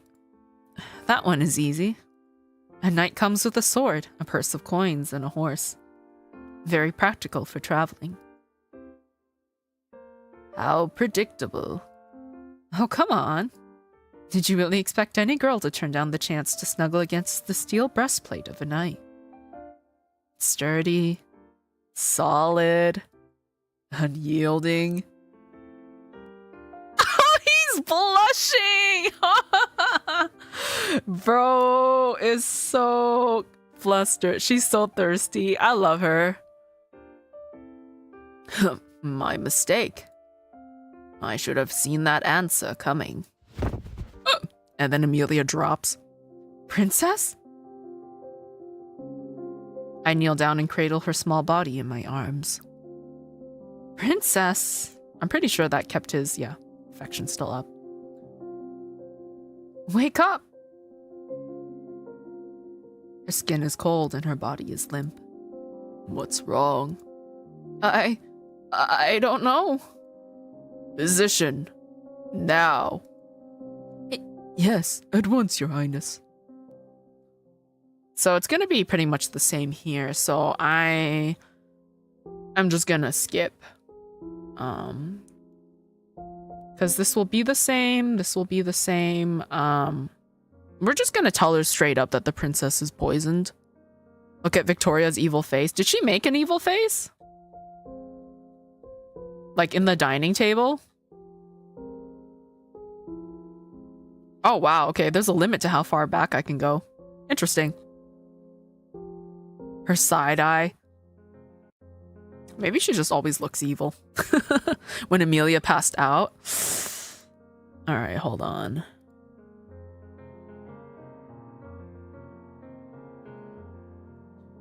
Gotta go back to the side eye. Oh, shit. I didn't mean to do that. Yeah, between Max and Victoria. Looking for my past. The knight. Okay, we're gonna have Amelia drop. Do you mean this side eye? Because I don't see any other evil.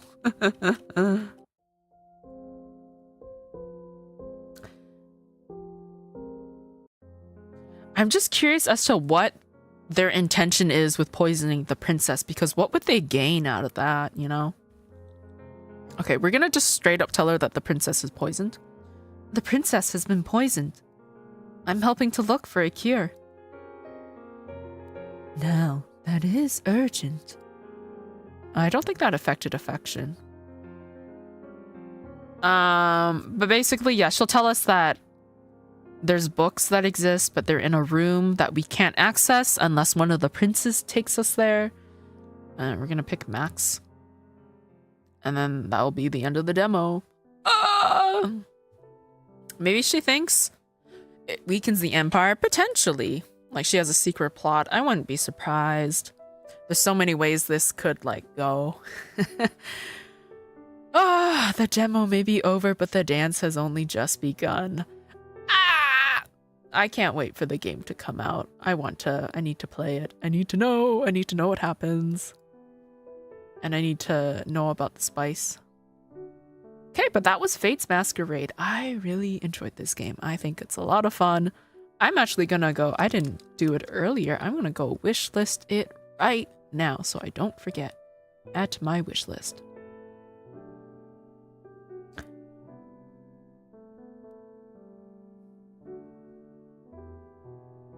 But yeah, I mean, I also just realized that if there's gonna be spicy scenes and this thing is animated, like, oh boy, we are in for a ride. Need to check out that was fun. Yeah, it was a lot of fun. I'm glad you enjoyed it as well. Need to check out the drills from yesterday, those teachers. Listen, I think out of all those teachers is like, I am definitely interested in the doctor. I do have the full game for the teacher one, so eventually why censor me? You can't hold me back. So I do have the full game for the teacher one. So once I finish Expedition 33, I was thinking I play a couple of the visual novels that I have the full version of. Let's see, where is it? But yeah, I have the they were very nice. They gave me a key for not only the full version of the game, but also the deluxe edition, which apparently adds another love interest to the usual roster, which I am speculating is the principal, but I'm not sure. I don't actually know. But yeah, interested to see where that goes. The one thing I will say about the teacher game is that the writing feels a little awkward to me at times. It doesn't flow as smoothly as, like, say in this game. But we'll see.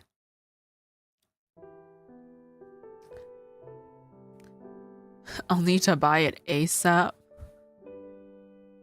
I don't know if you meant the teacher game or the Fate's Masquerade. The teacher game is going for apparently like 15 Canadian.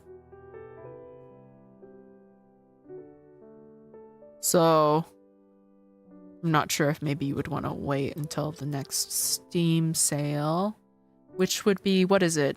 Have we passed the spring sale already? I don't know. Most of the games that are taking part in this festival are on sale. For some reason, this teacher one isn't running a sale on their game. Which, you know what, is fair. It's like $15. It's not really that expensive, so, you know, I can't be too upset about that. Need to buy all the games you're playing for real? I don't know if all the games I'm playing will be good.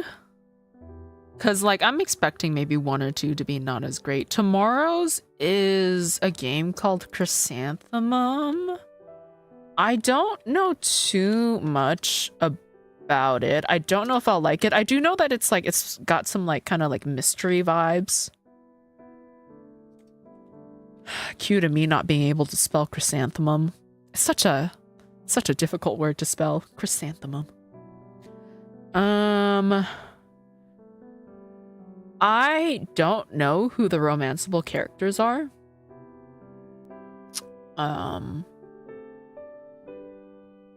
Okay, apparently the demo for that game takes 2 to 4 hours, but I don't know if that's like to do one route or to do all of them. Apparently there's gonna be 7 routes.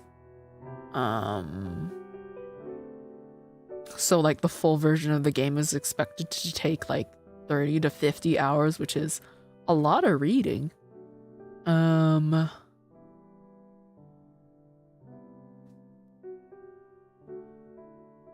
I think it's about like a bunch of like high school students.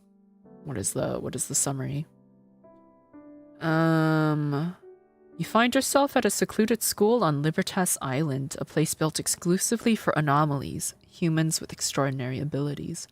Beside the school lies a research center where scientists study the students' mysterious powers. Both the school and the center remain hidden from the outside world. Yet the island itself, with its curses, plague-ridden lands, and secretive cult, harbors even greater dangers. So yeah, romance, but also mystery, so that one's gonna be interesting. One of the characters is a teacher, which I think you might be able to romance. I'm not sure if they're gonna do that. Because apparently part of the plot is that the main character has a crush on her teacher. But I don't know if you'll actually be able to pursue him. But we'll see. Yeah, tomorrow's demo is for a game that also isn't fully released yet, sometime in 2026.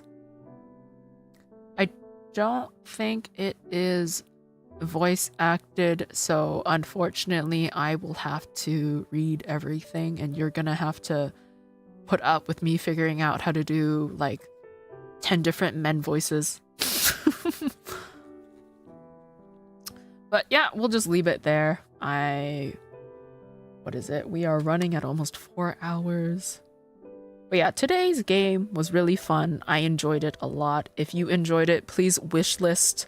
I believe in the pinned chat on Twitch and in the YouTube description, I put all the links for like the developer, like her socials, and then like the links to the game for the Steam and the itch.io page. But yeah, very excited to see where this goes. Like again, you have to remember that it's like one person who made all this, and it's fucking crazy. Like she did a really good job. Like writing is great, art is beautiful, animations are like smooth, and I can only imagine that like once the game becomes more polished, they'll be even better. Sound effects are great. Music is, I think it's just like royalty-free music that's being used. I don't know if it's been like music that was made for this game, but even so, the music is very nice. Actually insane how good she cooked. No, literally, she cooked so hard on this game, and I'm excited to like see the full thing. Because, what is it? Where is... I lost the Steam page for this one. Because I'm assuming there's gonna be a lot of different endings. Obviously, you'll have like probably your good and bad endings between like the two love interests. But I'm assuming there's probably an ending where you don't end up with either of them. What is it? The Steam page says there's gonna be 8+ endings. Happily Ever After is not guaranteed. Guillotine, Regicide, and Revolution are only some of the possible endings, is what it says for Fate's Masquerade. I don't know if endings will count as like, you know, the end screens that we got when we made a bad decision. Like, I don't know if that's what's gonna count as an ending, or if like legitimately like making your entire way through the game is what's gonna count as an ending. But yes, that is all I have to yap about. I am streaming again, same time, technically later today because it is past midnight for me, and so it is the next day. But I will be streaming the same time, playing that Chrysanthemum game, and hopefully it'll be good. I never know what to expect, but so far these games have been fun. Okay, I hope you guys have a good rest of your day or night, and I will see you next time. I have to go piss again. I've been drinking so much water. Cancel the stream, Marble. No, thank you for coming and screaming about Hot Men with me. Always appreciate it. Have a fun piss. I am gonna go have a fun piss. Thank you.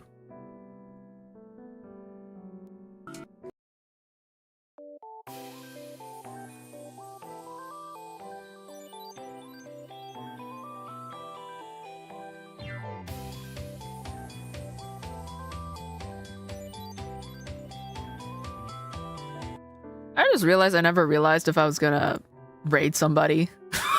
I just noticed I have 10 people watching me. I should probably fucking raid somebody. Oh, I don't know if people have left. It's okay, it's okay, it's okay. I'll just pick somebody quickly. I'll just pick someone quickly if there is one. I don't know if there's anybody else playing this game. I'm gonna snooze the ads. Go away. No, I'm the only one playing this game. Fuck.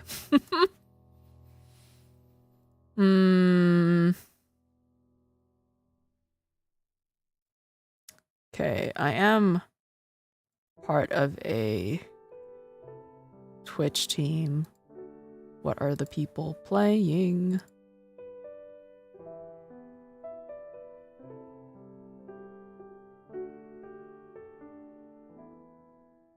There's no one I would normally raid anyway. Ian is streaming. You know what? Fuck it. We'll go raid her. Why not?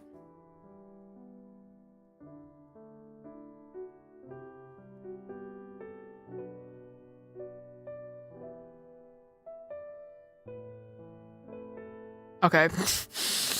Goodbye for real now.